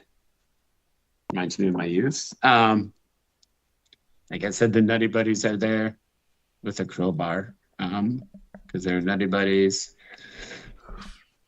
Pat Ryder talks about a big win over Rex Chambers, and he had a 501 and 1 this time, so it's pretty good. We got the Cartwright, and then we don't end with Ricky Spanish. There's one more. Ricky Spanish talks about sending Cowboy Schlitz to hell, and that he knows the devil personally, basically, and they're good friends. They're more than just Facebook friends. And then Rex Chambers with 25 different belts shows up and says that he's not going to take Mange lightly. Dr. Payne says something. Not trash talk this time. Disembowelers are ready to go against the Young Guns. Talk about the Amazing Graces and IWAR Super Show. King Cowboy Schlitz says that the new King of Ring is a sham and that he doesn't deserve to lose the title. But that Ricky Spanish will lose to Punk Rock Mike, which he doesn't at the IWAR Super Show. Beats the shit out of him, too. Which is, no one saw Ricky Spanish going over Punk Rock Mike in that match. But it happened. The Maryland Blue Bloods go and do some scouting of some of their opponents. Father Arturo does his usual stuff as he tries to get the other priest titles and revamps the old Taco Bell into a proper Spanish mission.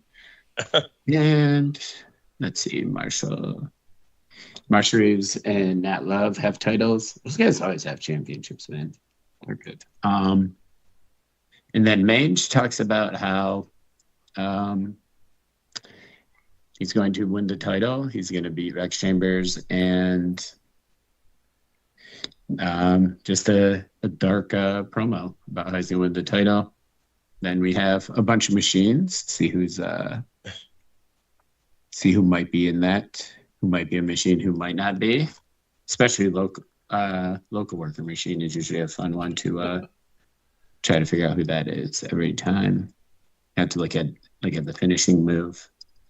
And that's it. That's the WTL. A little mix of Wild West, a little mix of craziness in there, and that's what you get in the WTL. So I dig it. I dig it. All right, Matt, where do we want to go? Oh, shit. Well, because we have 30 leagues to go, so. I know. Well, I can bang up BWL pretty quick. All right, do that. All right, BWL action-packed. This is BWL Summer Bulletin number 71. Our Black Widow champions, the Enchantress. Our TV champions, Arya Gunpowder. Japan Idol champion, Rachel Van Dorn. Joshi champion, She Squatch, Jessica Reese. Her too. Senzo champion, Crazy Jenny Starr. Luchadores champion, Rachel Yamazaki. Choritas champion, Brenda Bring the Pain. Bellatrix champion, Bandita. Themyscira champion, Vampirella. Hollywood champion, the Queen Gina Colada. Sin City champion, Mother D. And the Willowwick champion, Priceless Sarah B. Money, with Battle Royal winner being Arya Gunpowder. Your tag champions, Arya Gunpowder, Rachel Van Dorn, again. Yeah. Your TV tag champs, Brenda Payne and Enchantress. And your 6 women champions, Rachel Yamazaki, Rachel Van Dorn, and Crazy Jenny Starr. And your TV segment champions, Enchantress, Bandita, and Vampirella. And looks like we had 12, 15 active wrestlers. Some people were inactive this month. That's fine. Big results. Let me pull them up here. So the pay-per-view results. There you go. So the results from Where the Boys Aren't 5. 5 years of these. Brenda Bring the Pain defeated Arya Gunpowder to win the IWAR Women's Championship. Arya Gunpowder did manage to defeat Crazy Jenny Starr to retain the Global Championship. I can't see it here. Bandita defeated that's a Wildfire one. It's hard to tell because Arya Gunpowder all right. championships. So all right, there we go. So Bandita defeated Rachel Yamazaki in a barn burner 48-483. Fun fact, Rachel Yamazaki had a 501 but double to hold. Oh. Fun fact. So He-Man Hovind got one last. There it is. See, she was so stunned by what he said to her. It shook her. Let's see. Enchantress defeated Brenda Payne and Veruca Salt to retain the Triple Threat Championship. Rachel Van Dorn, Arya Gunpowder defeated Jenny Starr and Sydney Renard to win the IWAR Women's Tag titles back. As if you read these Super Show results, you'll see that they lost them. So that was a quickie. That was this Tuesday in Texas. As I said one day, that they didn't have the Yeah, championships. like not less than a 12-hour reign. Hey, it's posted. Hey, yeah. So we were talking. Yeah. We're gonna try something new. Shake things up. What's that start with? Well, you lose the belts. So Brenda Payne defeated Mother D to become the number one contender to the global title. So Brenda Payne will challenge the global championship. Jenny Starr defeated Mother D to become the number one contender to the Wildfire title. So Jenny Starr is going on for a shot against Aria Gunpowder. Rachel Vaughn defeated Vero Vaughn to become the number one contender to the Triple Threat. And the other Triple Threat contender is Gina Colada, who defeated Fallon Donovan. A lot of like this cycle was crazy score wise. So I also want to mention that the Lethal Lottery tournament has the semifinals. Now this team here, Mother D and Vampirella faces Sydney Renard and Enchantress, and the winning team will get an IWAR World Tag shot. Right? So you're like, oh yeah, we won the tournament. That's great. But wait, there's more. The finalists then face off against each other. And the winner of that match goes on to challenge for the IWAR World Championship. So, yeah. I dig it. But yeah, lots as always, lots going on in the BWL. Mayhem, turning, anarchy, promos at laundromats. All kinds of things. That's what we like. Yeah. So there's the BWL for you. BWL. All right. So where are we gonna go next? I'll do CWL. You dick. I know.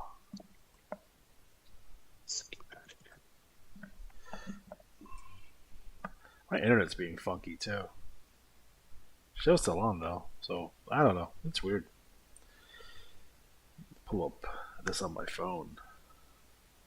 Oh no. Well, that's the world I live in. I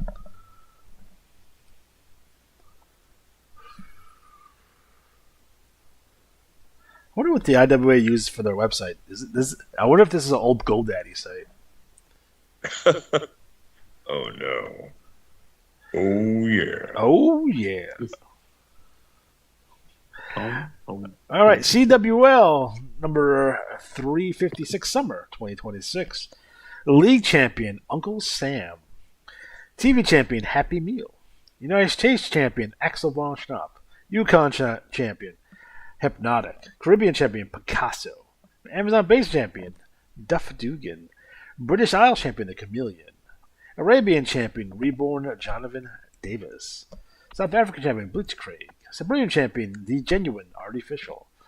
East Asian champion Mean Mr. Fist. Oceanic champion Alex von Schnapp. League Tag Team Champions winning another 5 free matches. Axel von Schnapp and Alex von Schnapp. TV Tag Team Champions Mark the Fan Botch and Mean Mr. Fist. League 6-Man Champions winning 5 free matches. The Von Schnapps. TV 6-Man Champions the Major Benny Factor, Nature Boy Phil Landers, and the Genuine Artificial. And your Battle Royal winner winning 25 free CWL matches. The Chameleon. You know what's interesting about this this title page? Look at all that DOD on there. Yes, so we invite others to show up and give us a good wrangle. I'm just saying, it looks like a dead league. I should mention, I love it. I have no deal with Johnny B as far as the tag and 6-man go in that league. Oh, fair enough. I think I actually might send Johnny B a Revolution Extreme T-shirt so he can wear it. Walk down, tip down to Pizza Booyah and take care of that. All right, so we see a revamped CWL magazine. Great job. I love seeing Hypnotic on this. Great job all around. Von Schnapp's on the cover. Scapegoat's there. So, man, it looks dope. Yeah. They have their pay-per-view for New Beginnings. So that takes place at Wrigley Field. I'm not going to go through this, but do yourself a favor and read it. It's very good. It looks like the next pay-per-view is Cosmic Collision taking place in Uranus. So, Uranus, Missouri. So, So I love the whole revamped report. Looks fantastic. So keep that up. It looks dope. Good job overall, buddy. Wow. Okay. Oh, snap! Barbed wire. You know that's Big Bad Bob's back in the house Yes. again. Uh-oh. I'm scared. I'm a little scared about this. So, I'll tell you about Big Bad Bob for those of you. We have a bunch of new players on here. So, Big Bad Bob, we thought was a joke. Like, thought it was a joke character. We thought someone was trolling us with that character because he comes out Right. to Goldberg's music and he will say it in his TTs. TT is very similar every single time, but as of late, as I've been reading it, there seems to be usually he would just play in his own world. You know, he had his own championship belt, the whole nine. And but now he's starting to look like he's playing off some of the goings-ons in the league now. So he's getting better. It just took him 7 years to get there, but we love Big Bad Bob. Keep up the good work. Love the drawings. It's fantastic. We see trash talk here from Uncle Slam, the American Patriot, the Chameleon, Millennial Reign, the Horoscope, and Phil Landers. So Mr. Meanfist makes an appearance here. We have Mama Botch, which I love. Maryland Militia guys are all super good. And then we have Logan Kane, Happy Meal. We have Scapegoats, Picasso, the Von Snops, and that's your TT in a nutshell. So do yourself a favor. Make sure you read Inside Heat by Fahrenheit. Well, it's a nice little recap of things what's going on the cycle before. So you should always read that. And any commissioner of yourself should have a recap section in their reports. Just saying. All right, Matt, where do you want to go from here? Let's see here. Well, I'll jump in. I'll do I can just do the IWL. I have that one. Sure. So, all right.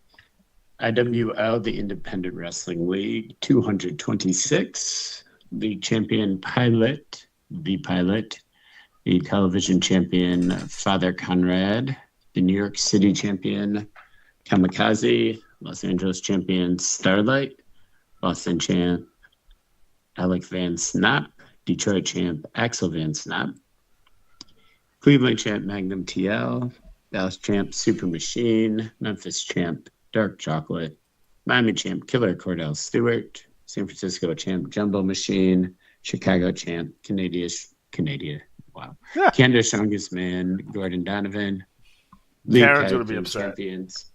What's that? I said Darren's going to be upset. He'd get over it. League Tag Team Champions. My two dads, Padre Arturo and Father Conrad. The TV Tag Team Champions, Americano Hank Hankel and Americano Buddy Donner. League Six-Man Champs, the Snaps, the TV Six-Man Champs, Three of the Machines, and the Battle Royal winner is Father Conrad. Let's see, in the IWL, we have the Soul Survivor pay-per-view coming up from Mexico City, where Perry Legal defends the IWL World title against the Highland Man. The Chameleon defends the IWL multinational title against Sam Hain.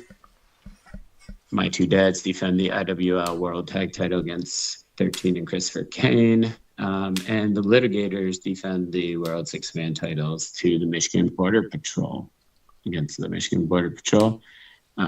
Saw best of the best update, and it's really easy to do a best of the best update because all of the matches are tied. So all three matches are singles 1-1, tag 1-1, and six-man 1-1. So essentially, whatever. I believe round 2 is just best 2 out of 3 still. So it's basically all just comes down to next cycle for that. So Frank and Wade and Brad and Derek and Caleb and Tom all want to have their best cycle next cycle. They're actually going to have to write a 27-page Soul Survivor match. Yes. That's the current record. Oh, man, that's the hardest match to write. Yes. Good. Let's see. Quick with the, let's see who trash talked in that video. We got Swamp Sock Jr. Have you ever met Swamp Sock Sr. or no? Is that still some unexplored territory? Promo waiting to happen. It sure is. Yes, it's sitting there waiting for him. Got some more Reinhards in the showing up the IWL. The Death Valley Drifter makes an appearance. Magnifico Astro and Sam Payne about to face off. Adam Michaels is in here. My Two Dads, Suyu Pai. Let's see, the Von Snaps are in here, talking their usual Von Snapness, and that's it for the IWL. A lot of the best of the best going on, which kind of shifts the league's focus for a little while sometimes. And yeah, that's it. It's IWL. I dig that. All right, where are we going? I'll go BRL. Get that out of the way. The BRL. All right. Number 654. So, league champion, Tsuyoshi Mazoku. What'd you call me? $25 in IWA credit coming to him. Then the Battle Royal winner, also winning $25 in IWA credit, Blackjack Robertson. You're a TV champion, Agent 26. Central Plains, River, the Ferryman Fogs. East Coast, Hillbilly Voodoo, Docs Holland. Great Lakes, Sam Whiskey. Middle-Atlantic champion, Texas, Jesse Tombstone. I hate that guy. Northeast champion, Lex Stevenson. Eh? Pacific Northwest champion, Fenris. Rocky Mountains champion, Jack Whiskey. Southeast champion, Sid Credence. Southwest champion, Shakespeare Williams. West Coast champion, Frandell Warpslayer. Your TV tag champions, the Regulators, Shotgun James Carnage, Texas Jesse Tombstone. Your TV tag champions, Diabolical Brady Savage and Sid Credence. Your six-man champions, the Polar Circle, Tiny Jordan, Crusher Nutella, Low Blow Lenamaki. And your TV6 champions, the Regulators, those bums. I hate those guys. Yep. Ooh. What's going down in the BRL? Oh, there's a lot going down. So we just had our pay-per-view, Magibash. And let me pull it up here. I'll give you the hard-hitting results. Let me see here. Where'd it go? Okay, so Magibash results. The Four Corners of Chaos to be announced. I had Plymouth McFerry beating Jim Spur, but I didn't realize he was inactive. And inactive wrestlers always lose. So that'll be some kind of mayhem there. Agent 26 defeated Brutal Brian Welch. American Destroyer defeated Hillbilly Kevin. Hollywood DVS defeated Bowman Bolt and Monster Truck Tanaka. Shakespeare Williams defeated Greg Garner. In a tiebreaker to challenge that one, the Global Trio shot goes to Dark Verdict, who defeated the Suburban Hill Savages. Your Global Tag shot, Heymans defeated Armis Brothers and Dark Danger and his partner, Oliver Livingston. Global Trio titles. Oh, one down. Global Tag shot, the Heymans defeated the Armis Brothers. Oh, wait, I'm not tired. You're tired. See, being a year older after that NWL report's got me. Global Trio. Next pay-per-view is going to be 3 hours. A 3-hour recap. My God. Polar Circle defeated Regulators. Insert VHS tape number 2. I know, right? So long. You're going to pause it. Hold on. Wait for commercial. Polar Circle still defeated the Regulators to retain 520 to 519. Close.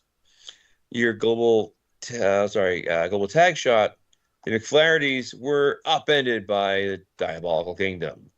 Your North American Championship with King Khan, who had the belt for quite some time, defeated by Boink, who also defeated Vic Ropta. And your global title match, Shane Dowell defeated Adam Cash, so a new champion. So lots of excitement there, and the write-up will be being done for this coming bulletin. So BRL wise, things that are going on. We'll talk about the major storyline or thereabouts. So I got a message from Dewey the other day. Dewey runs the Hillbillies, and he's like, "Hey, did you read the BRL trash talk?" I'm like, "No, not yet." He's like, "Okay, well, when you read it, let me know what you think." And I'm like, "Okay." So I'm reading it earlier. So some background. Uncle McAllister has been giving the Regulators a lot of interference, and the McFlaherty brothers have been thorns in the side of the Regulators. So I think Uncle McFlaherty, he burned down their ranch. Is that right? Yes. So They were just gonna go there and spray paint stuff, because the McFlahertys are like, they're Irish street kids, so they're just gonna spray paint some stuff. But then Uncle McFlaherty, he's a little out there, and he just got some Maltal cocktails and just said, "Let's burn this down anyways." So, and they stole a pig, which no one brought that back up, but they definitely stole a pig too. But yeah, so then Uncle McAllister burnt down part of the regulators compound while the regulators were at an ACW pay-per-view, maybe. I don't know. They were somewhere else in one of their other leagues. And then we come to the Hillbillies. You can go back. Did you fall asleep? I'm still here. No, just I'm sitting here thinking about Put your pants the back escalation on. of violence. So the regulators, left him down. I just love the way the hillbillies are like, "What the hell's this?" Right? And there's Uncle McAllister hanging there. And then later on in his promo, where Dick Jackson, the commissioner's like, "What's going on?" They're like, "Well, sounds like the hillbillies did it." Mm-hmm. Frame job. So was the Hillbillies manager like not in that? Was he in the? No. So, I don't think he was. Like, I'm gonna set you up. That's hilarious and awesome. That's the only thing I wasn't sure. I'm like, did they work on this? I have some ideas coming out of that. So I always go back to my earliest days of playing the game in 87, 88, and I had this face wrestler, the Masked Marvel, and I turned to my partner, and in the write-up I wrote that like I walked out with the two bad guys, like Noble Sheik and Lord Henry Carlisle, and they were like, "Yeah," and they patted me in the back, and it was all a thing. And the dude who ran them completely fell in line and went behind it. Was like, "Yep." He wasn't like, "Oh, we never team." He was like, "Thanks for coming to the right side," and all that. And that's the thing, you play off, like, I think Alex talked about one of the guys that gets Shrug Shadow, or no, it was Jim and I were talking about Knuckles Nelson and how he really does a good job, like, feeding off what your promos are and what you give him. It's a big part of the game. So in the I call it battle rapping. That's what it is. That's what it is. The come up is really good at that too. Yeah. For like, for NWO guys, they're really good at that. I will say that I rolled out a new thing in the tag team division and the six-man division to help determine the challengers. So this system develops who goes to the next pay-per-view as the two teams facing off head-to-head for that shot, for the title shot. This makes it a little more easy for us, determining who's going to get there, because it was kind of, I felt bad. Like some guys are like, "Oh, I'm not going to my six-man team anymore," or I felt I should get a shot. So this puts it in the hands of the strats. You'll see a new thing in the BRL. I tried this out, and this is an AI thing. So I had AI analyze the BRL's trash talk and give out awards. And it was pretty good. It was fun, so I'm going to tweak it. I'll say this about AI. What I've noticed, having used it for a couple of things now, is that it will be very verbose. It'll just go, go, go, go, go. If you read the Super Show pay-per-view, you can kind of tell where I used it and where I didn't, like the ones I wrote up myself. Some people wrote the other ones. One of the running gags I do is Shooter Simmons, whenever somebody shows up and it's wrestling pay-per-view with all kinds of craziness, just repeatedly people go like, "Oh my God, what's he doing here?" That's my favorite things, Later on in the show, when some AI stuff being used, people show up, and that's not part of the gag, and I do a certain thing with it when it happens. But that's all about training it, though. So yeah, and I think one of the big things what I did with my pay-per-views, like I did Lance Catamaran, and then I did a paragraph on who he is. Right. Threw that right in there. Same thing with Pierre. So every time they talk that way. So like Pierre's going to randomly throw a Vegas reference in there, and Lance is going to be like super homey for heels now. It's just the way it's. But that's like you got to spend more time training it than it does spitting the stuff out. The way what I did is I had. Or you give it stuff you've already done. Yeah. And then it just like it can pick up the styles usually. Yeah.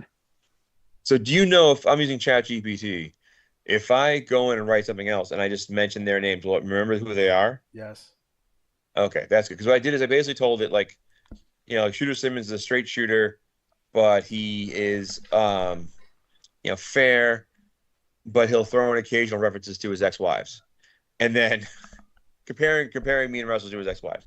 And then Rick Challenger is a jerk who roots for the bad guys, very Bobby Heenan-like, and that's what they kind of went with.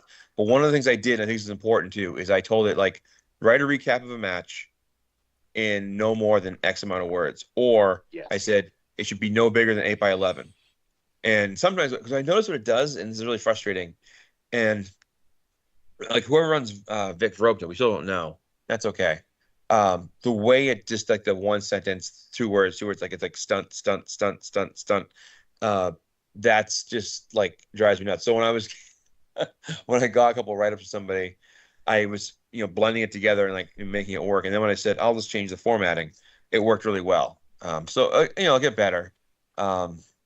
It's a nice tool to have, especially with the trash talk. It did a pretty saves good job. time. Yeah, That's it what recaps. It recaps saves the a lot of trash time. talk pretty well.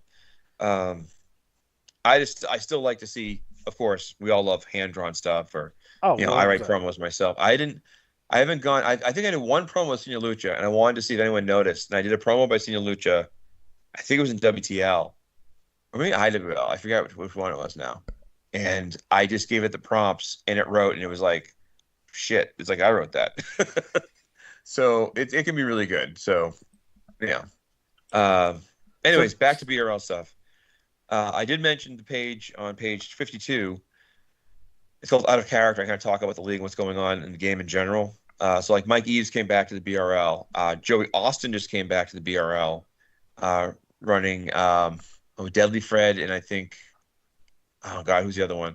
It's two guys. But it's good to have players come back. I'm still in the process of like, I sent Dwayne, who runs Money Driven Mike Sebastian, a message.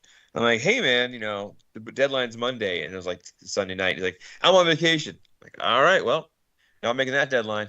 But that's what happens sometimes. And I'm working on getting those people in the inactive list back in action. When they can. I think actually Curtis came back, so that's good. The Joe Tusa Challenge. Now I haven't updated it yet, but right now it stands at tag 28 free matches, trio 31 free matches. And remember, you have to win the tag team or trios. Now the TV tag, not like an easy quick, like, oh man, I got with some scrubs and got a free match. This is the big titles. Mm-hmm. But if you do these with Joe and you win the belts, you guys split the prize. So it's a nice thing for him. It's a nice thing for you. It's a good way to do it. Let's see here. By the way, I got a quick question. Someone asking, do we have an IWAR Discord server yet? It's funny you mentioned that. I started looking into doing that. We use Discord for the D&D group I play with, and a couple other groups things I do with, and it's pretty handy. I still think like if I was to do it over again, I would have. And Discord was around when we started this. I would have used Discord over Facebook. But yeah, it's in the works, I'd say. So if it isn't out there yet, I'll probably be building one pretty soon. So what's the best way to get in contact with those? Generally, where I work. No, I would say just message me, like email me directly. I try to be good about responses. Sometimes I'm really busy, like I'll get to it tomorrow, and then it becomes 2 days. I'm trying to get better about that. Like one of the guys messaged me earlier, like, "Hey, what time's the show tonight?" And I was like, "Oh, it should be 10:30 or 11." And kind of was. We never start on time anyway, so you should know by now. Right. You should know by now. Yeah. But I would say a Discord server's coming. I got to set it up right and get it all put together. But that will be another tool to use, and full of mayhem and fun. But do we have other videos about the how to win at the IWA? Every rookie should be watching that. There's two really. There's one which is the one Mike Cook and I did, where we revamped it, and that's from like 2 years ago. Yeah. And then there's another one called the Multi-Man Special, which actually, if you watch that video at the end of it, the link after that is to that video. And that kind of talks about tag team strats and flowing and things like that. So good job by you. So let's see here. I'm just scrolling past the horrible. Quick question. Whoever runs 10-gallon Pat. 10-gallon Pat is in here. Nice promo of the 10-gallon challenging Frandel Warp Slayer. And I'm so excited about it. I booked the match without even looking at the rankings, and I can't find 10-gallon Pat anywhere. I can talk to you about 10-gallon Pat offline real quick. It's 10-gallon pad is in the WTL, and then sometimes there's a manager and they'll just write trash talk for random people and put them in random leagues, or write trash talk from the scrubs. Like they'll just write a trash talk for a scrub wrestler for some reason, that's kind of fun. But So I'm pretty sure I can- 10-gallon pad. Yeah. I could do 10-gallon pat. I can do that. I was going to score this cycle. I can tell you right now, actually, who the result was. I can tell you 10-gallon pad lost. Unless he takes on what's that guy's name in the NWL? That was He hit a 326. yeah. I did. All right, just to be fair here, Frandell had a 495, so he had a good cycle for Frandell. We did notice that. Yeah. Yeah. No one All right. better Well, than that's Frandell. interesting to know that. I was like, oh, cool. This guy's coming in, calling somebody out. I'll be happy to give him green light. Oh, shit. All right. Well, that's kind of like Brooklyn Brawler calling somebody out, I guess, right? Yeah. It's kind of, it'd be like, Who's a famous jobber the last 20 years? What's his name? Not Matt Cardona. Kurt Hawkins. Oh, right. Okay. He had that Still losing a fun streak for feud. like 200 matches or whatever. I did a few with Barry Stevens where he was feuding with jobbers to like just be fun, and it was silly, but it was fun to do. All right. Anyways, 494 is a great score. I averaged a 495.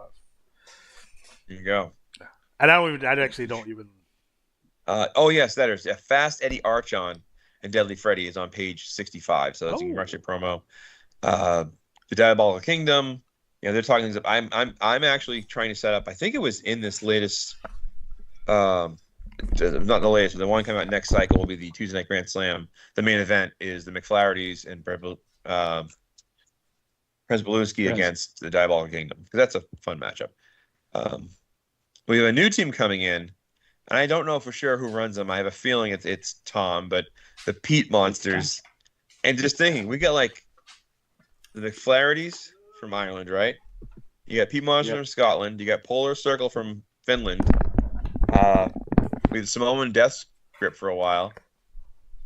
Just Von Schnapps from all over the place. So you got a nice promo from Tsuyoshi Mizoku, who actually good timing because he won the BRL Championship. Oh, it's funny. I always say it's trash talk. It's funny how you'll do one and it's like bang, works out. Suburban Hill Savages, they're building things up. There's going to be a big match between Brian Welch and at age 26, Punk Rock Mike in the mix somewhere. Of course, a missing poster, Uncle McAllister, who looks like he spilled his coffee on his loins. if only that was it. The Shakespeare Williams manager was like, "So my guy got attacked." I'm like, "Yeah, when you start with PAD, they just beat the shit out of you." Yeah. I still say one of the heel moves of the year was Frandel Warpslayer issuing a challenge, offering 100 free matches to somebody who beat Bowman Bolt by the biggest spread, and then I'm not doing it. Dick move, bro. We got Hollywood DVS talking about fans, King Khan. I'm stunned King Khan lost the belt, so I'm like, oh man. And Vic Ropta walking on a tight wire above the ring. What could go wrong there? Is that Owen Hart? I remember. Were you watching that live when it happened? Yes. Yeah, me too. We were at a friend's house, all of it, like 10 of us there, and we're all like, "Is this real?" Because we thought at first they were going to do the superheroes, like remember Mick Foley jump off the gurney, like, oh, they're going to wheel him out, he's going to jump out of the ambulance and like fight and save the day, and then it was like, oh no, and then they came back and it was like, oh shit. I think people forget too, like they did one where it's Coco Beware dressed as the Blue Blazer, like right before that too. That was weird, and it just that whole Blue Blazer thing felt weird. Yeah, it was cursed. We got a nice BRL magazine. Great work on this. Holy moly, that's a really well done cover. Same thing like with Jeremy's work in the CWL. That AI stuff was like the details if you look at the details in there, guys are getting good amazing. fast. Guys are getting good real fast. Yeah. Now I have to go to the next level myself, and that's always. Which, by the way, I'll say, the mood you feel about the game is really a lot of times centered on how we do well, whatever. But it's when we do, like, if we double the hold. I was joking with some of the players in our DoD chat, because I was like, one of the guys, he sent in a strat, and instead of using 5, he used 59, or he used 5 twice. And then somebody else was saying how they, instead of putting like the 29, like 9 hold, they put 29 value. So like, and I was like, that's my move. Like, stop stealing my moves. But those are mistakes you make. And of course, doubling holds is just a killer. It really is. What I did this cycle is what I call the legit sucky cycle, which is where you miss a 30, you miss a 45, because you can't make, that's just like, it's just awful. It's like, oh man, suck city.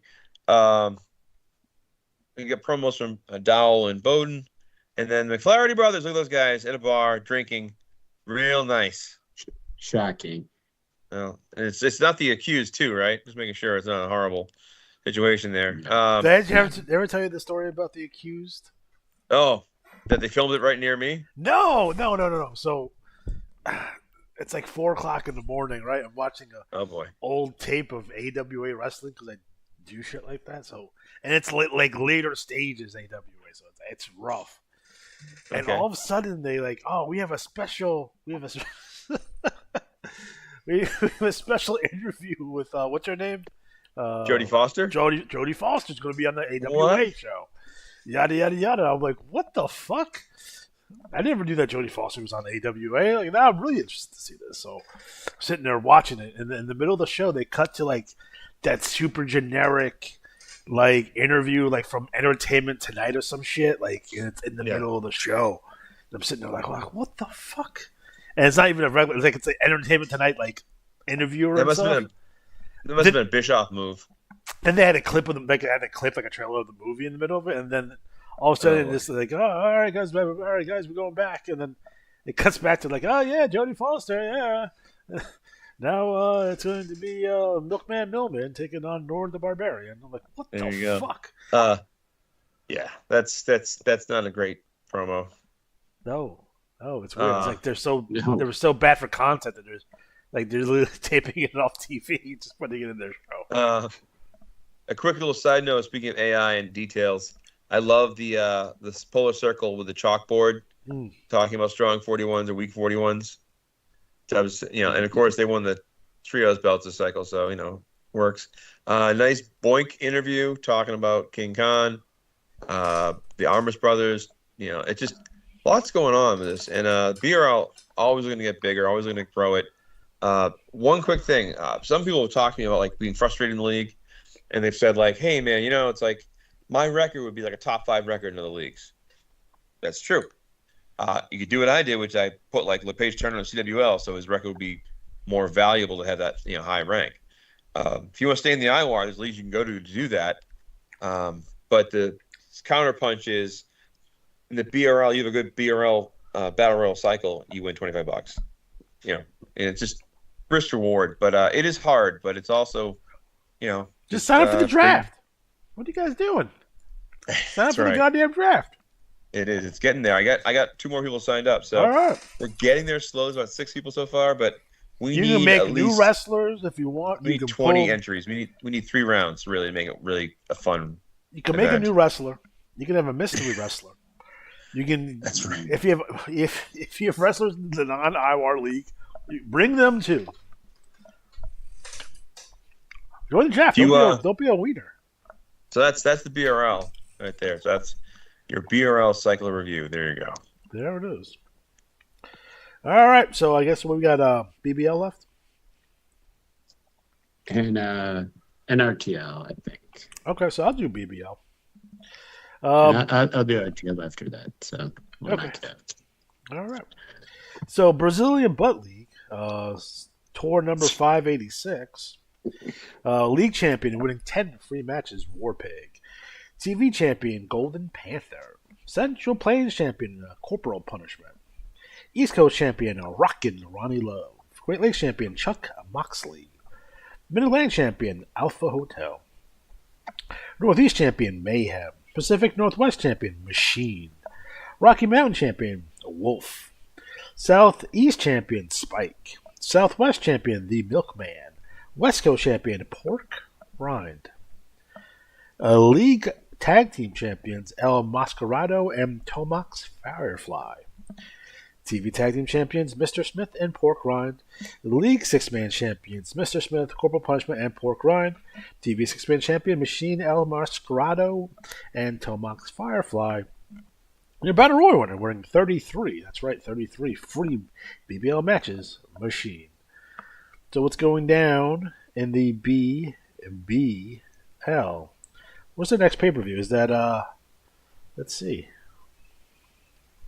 Soon. Soon. Yep. The best part when I put this on, I can't see. What do you... Jeez. There you go. I can't see it yet.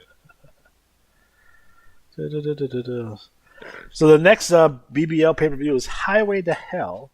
And matches include Hardcore Champion War Pig taking on Skullfire versus Direwolf, and Mass Matriarch taking on Junkyard Jenny. Hounds of Hell match, Dominant Factor War and Wrath taking on Mr. Smith and Pork Rind. And then we have Cherry, Summer, and Becky Hall versus Kapuka and Maka. And Ghidorah Championship, Nick Rage, Blake Bloom, and Phantom Scorpion. Oh, was that Phantom Scorpion? Or yeah, it's Phantom Scorpion. There's a comma there. And their opponents will be announced. And you have Bailey Buckshot and Darkstrong and Junkyard Jenny taking on Kapura Maka and Kalahihi. Sure. I'll take that. So that is your next pay-per-view. Again, Trash Talk in this league is very, very good. So overall, I give it A+ on here. What we got going on here?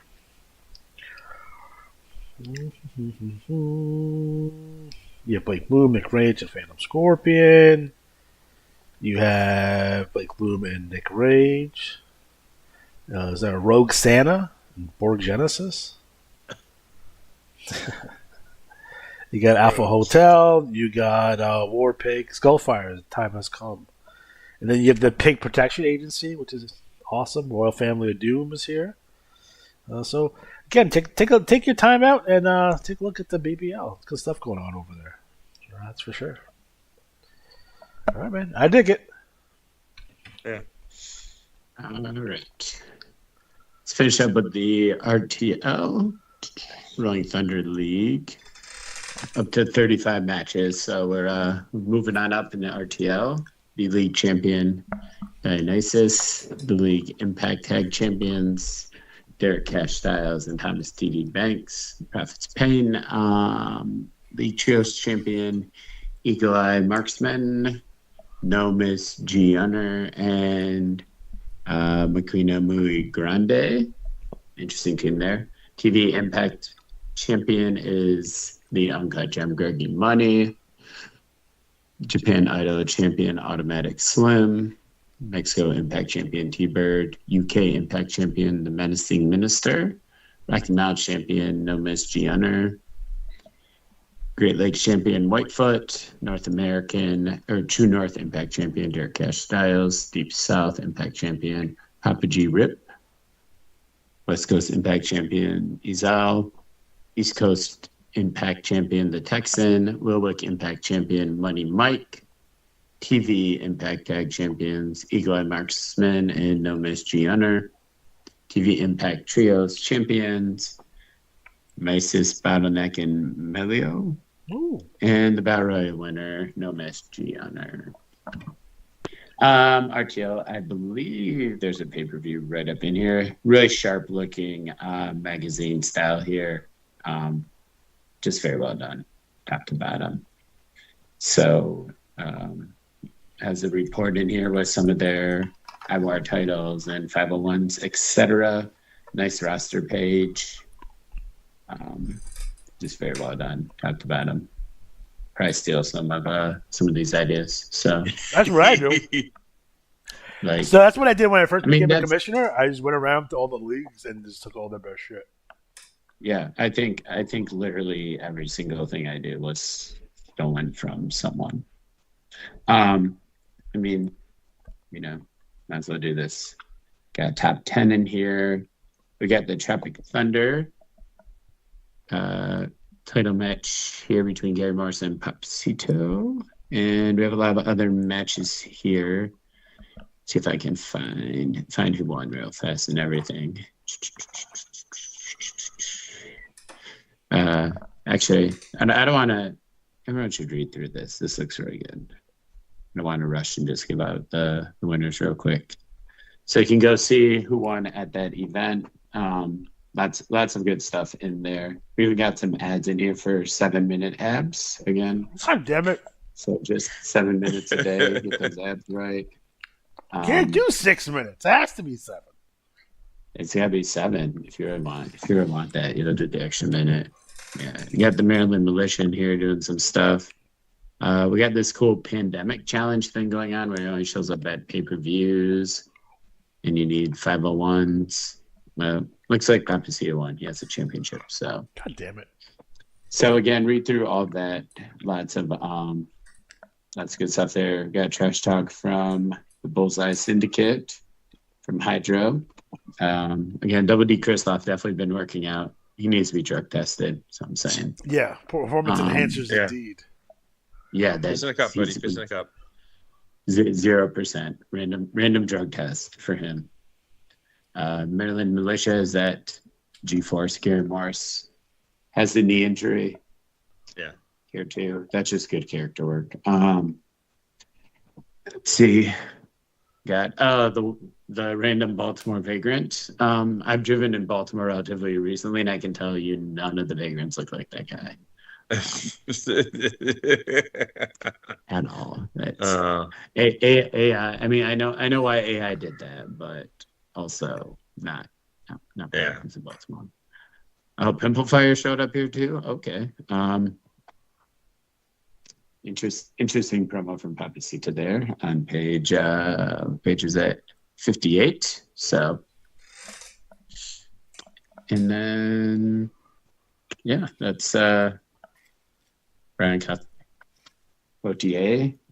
I can never say his name right. Cloutier? That is the Rolling Thunder League. Again, if you're looking, like, that's a good startup league, especially if I'm just like here. That's a good starting place if you're coming out of NWL. Yeah. We got a couple people. Yeah, a couple people jumped in and grabbed those.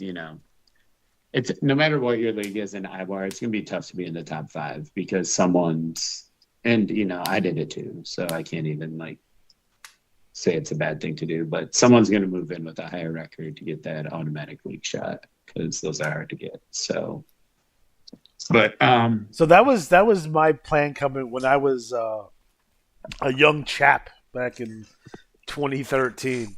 I got fat in NWL, and I think I came out of there with a little bit over 1,000 wins already coming out of there, and it really did place me higher up on so I got those shots. I never won them, but I got those shots anyway.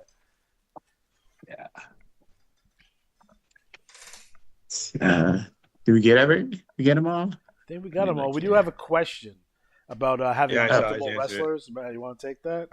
Oh, I just said that if you want to be in the Battle Royal, don't forget in the IWAR, outside of the BWL, all Battle Royals in every league are 2 for $1. So it's a good way to spend $3, get 6 wrestlers in there. So if you have 2 wrestlers in it, they will compete in the Battle Royal. You have 2 chances to win it. Yeah. I said before when you asked about only managing 1 wrestler, that's fine. Some guys run smaller crowds. For me, it's if I don't have an idea for the character, I just don't run them. I want to run them. That's why I killed off Victor Von Schnapp Jr. pretty much. Just you know what? So I always say, when it comes to the game, just if you have an idea for a wrestler, give it think of stuff, give it a couple days, if you still like it. Because sometimes you'll be oh, I have a really funny idea, a really good idea, and an hour later, that wouldn't really be fun to write for. So yeah, your match wise, if you were doing $25, so let's say 2 match deals and 2 battle royal entries for $1, each guy would get 20 free scrub wins, or in the IWAR, 30 free scrub wins. So you get that right off the bat. You get your 20 singles matches or tag matches, however you want to do it. It's got a lot of Yeah, flexibility there.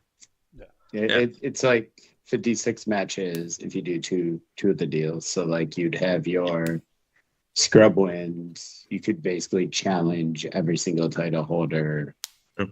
and like tag champs and everything, and still have like another 20 matches to There you go. get even more wins. So you just have to let your characters develop and don't get too caught up in what you want your character to be. If someone else pushes it in a different direction, like that's Yeah. probably like you should still be who your character is, but like don't stop. Like someone's gonna do something that doesn't fit in your head what you thought your character was gonna do, and you just kind of do it. Don't do the like. I mean, I don't know. We've all probably done it before, but it was a stunt double, or and then they woke up from the dream thing. Like Yeah. it's okay to do that sometimes, and sometimes it's harder when you first started because Sometimes you gotta let other people, like, whatever you're writing, whatever, like, if you write a character and my perception of that character is something that you didn't intend it to be, like, that's your fault because you wrote it that way. perception is reality. So right? I'll give you an example. I did a early on in the game. This is really early on for me. Luther wasn't Russian originally, right? But I did a promo from Russia, and someone else thought that Luther was Russian. So I was like, well, they already think I'm Russian. I'm just going to go with that. And I did. I could have fought against it or whatever. But like, oh, USA, yada. But someone else made Luther Russian. That wasn't initially part of his character. And then from a logistics point of view, so just to be clear, because I haven't done this in a while, the match election sheet, those are per league, correct? So if I have a match election sheet, if I'm in NWL, I got one for NWL. If I'm somewhere else, I have another one and another one for each league that I'm in. So if you're in 5 leagues, you have 5 match election sheets. On the match election sheet, you have your IDs. Now, if you're looking to have say you have 2 wrestlers in NWL, you just 1, 2, 3, 4, 5, 6, 7, 8, 9, 10, 11, 12. Blah, blah, blah, blah, blah. And then your next set of matches will be for your other wrestler. At that point, the match deals are the match deals anyway, and then you'll be able to double up because you want to just make sure you're fighting all the regional champions every cycle anyway. So let's make sure you guys are doing that. Yeah. And you don't need any permit, because I was like, I know sometimes in Player Center they're like, well, how do I get to fight those people on the front page? Like you just send it in. Send it in. You don't. You don't need permissions for tags, so if you want to tag with somebody, just tag with somebody. You can tag with whoever you want. Goddamn, that annoys Senior people Lucha. sometimes too. Goddamn, Senior Lucha. Lucha and Luther. Ugh, the Luther connection. Yeah, they're pretty big. Do we do IWAR stuff? Yeah. Yes. Do you want to do Super Show or no? I'll let people read the Super Show. I'm not going to talk about it. Okay. It's enormous. It's 17 pages of. I'm saying I can do a IWAR recap for segment. you. We'll be here for another hour and a half. So. Yeah. So quickly going through here, Summer Series 9, we had second round. So the scores are then averaged up, and the top half of the field advances. What I always do is if there's a score tie, everybody gets in. So, like for instance, at the 13th mark, we had a 494, and then we had 6 total 494s. So they all get in. And now next round, the top half of that scores will advance. So it's elimination from this point. And the advancing wrestlers are, I'm not going to read all of them because that'll take forever. War Pig, Jesse Tombstone, Shoshi Mizuku, Greggy Money, Mr. Pennynickel, Happy Meal, Agent 26, American Destroyer, Crush Groove, Senior Lucha, Chuck Moxley, Hollywood DVS, Shrug Shadow, Scapegoat, The Edge, Johnny Walker, The Killer, Cordell Stewart, Playboy, Mick Ferrari, and Uncle Slow-Mo. So those wrestlers advanced. All right. So in the Lethal Lottery Tag Tournament, which I'm going to get people going, how the hell does this make sense? Because the way I did it was a little different, but scoring-wise, Knuckles Nelson and the Gaelic Dick Moore defeated Warlord Wade Renard and Skullfire. G-Force Gary Morris and Greg E. Money defeated Ryan Rivers and Prince Himmelfire. Glock, Lesnar, and Warpig defeated Hogus Crocus and Bulk Brogan. Really? Interesting. Big Von Vader and Ryan Rivers, I put him in there twice by accident, and I'm leaving him in there because I'm a corrupt commissioner. Advanced over to Headline Papacito and Ray Del Mundo. We had Chainsaw Chuck and Mid-South Maxwell defeating El Luchador Americano and Brian Clouthier. So next round, Big Von Vader and Ryan Rivers take on Chainsaw Chuck and Mid-South Maxwell. And then we have I messed up. How did I do that? Oh well, whatever. I'll figure it out later. It's almost 2 a.m. I have to be up in 4 hours. The Elite Trios Invitational. The upset-minded come up. They defeated the Von Schnapps in round 1. They defeated the Marin Militia in round 2, 508 to 507. In the semifinals, they will face the Pig Protection Agency, PPA, with a 520, who defeated the Litigators, who had 515. So it's PPA versus Come Up in one bracket, and then the other bracket is Nutty Bunnies defeated Michigan Border Patrol 517 and 515. And the other round was the Buckshots defeating. I had that wrong. Oops, my bad. Defeating, I call it Grandiosity, Docs Holland, Diaton, Bottom to Fist. And so they get in the finals. So it's Nutty Bunnies versus the Buckshots. So there you have it. That's semifinals. And what's up? There it is. Next up, King of the Ring. Advancing to the next round, Greggy Money, Rex Chambers, Kamikaze, Father Arturo Bartolo, the headline Papacito, Tsuyoshi Mizoku, Chuck Moxley, and Greg Gunnar. And then in the All Rookie Cup, the semifinals are Crush Groove and Style and Savion. No, sorry. Sixpence Tommy Calloway against each other, all right? In the other bracket, it is Bobby the Mangler Moreau against Glock Lesnar. And then the Bad Company Cup, the finals, we saw semifinals. Savion Banks and Crush Groove defeated Oliver Livingston and Dark Danger to get in the finals. And they'll face off with Christopher Kane in 13, who had 508, and defeated Brian Clouthier and Gary Morris. And, of course, IWAR draft's coming up in a few months, not even sooner than that. So get your wrestler ideas. If you want to move somebody in, that's fine. But drop us a line. So also for rookies, if you enter the draft, you don't have to go right away. You can finish out your eligibility. Right. So there it is. There it is. All right. So it looks like we're officially out of time. Is that correct? That is correct. I think so. All right, guys. So for Adam, for Matt, for sleeping Ryan, I'm Alex.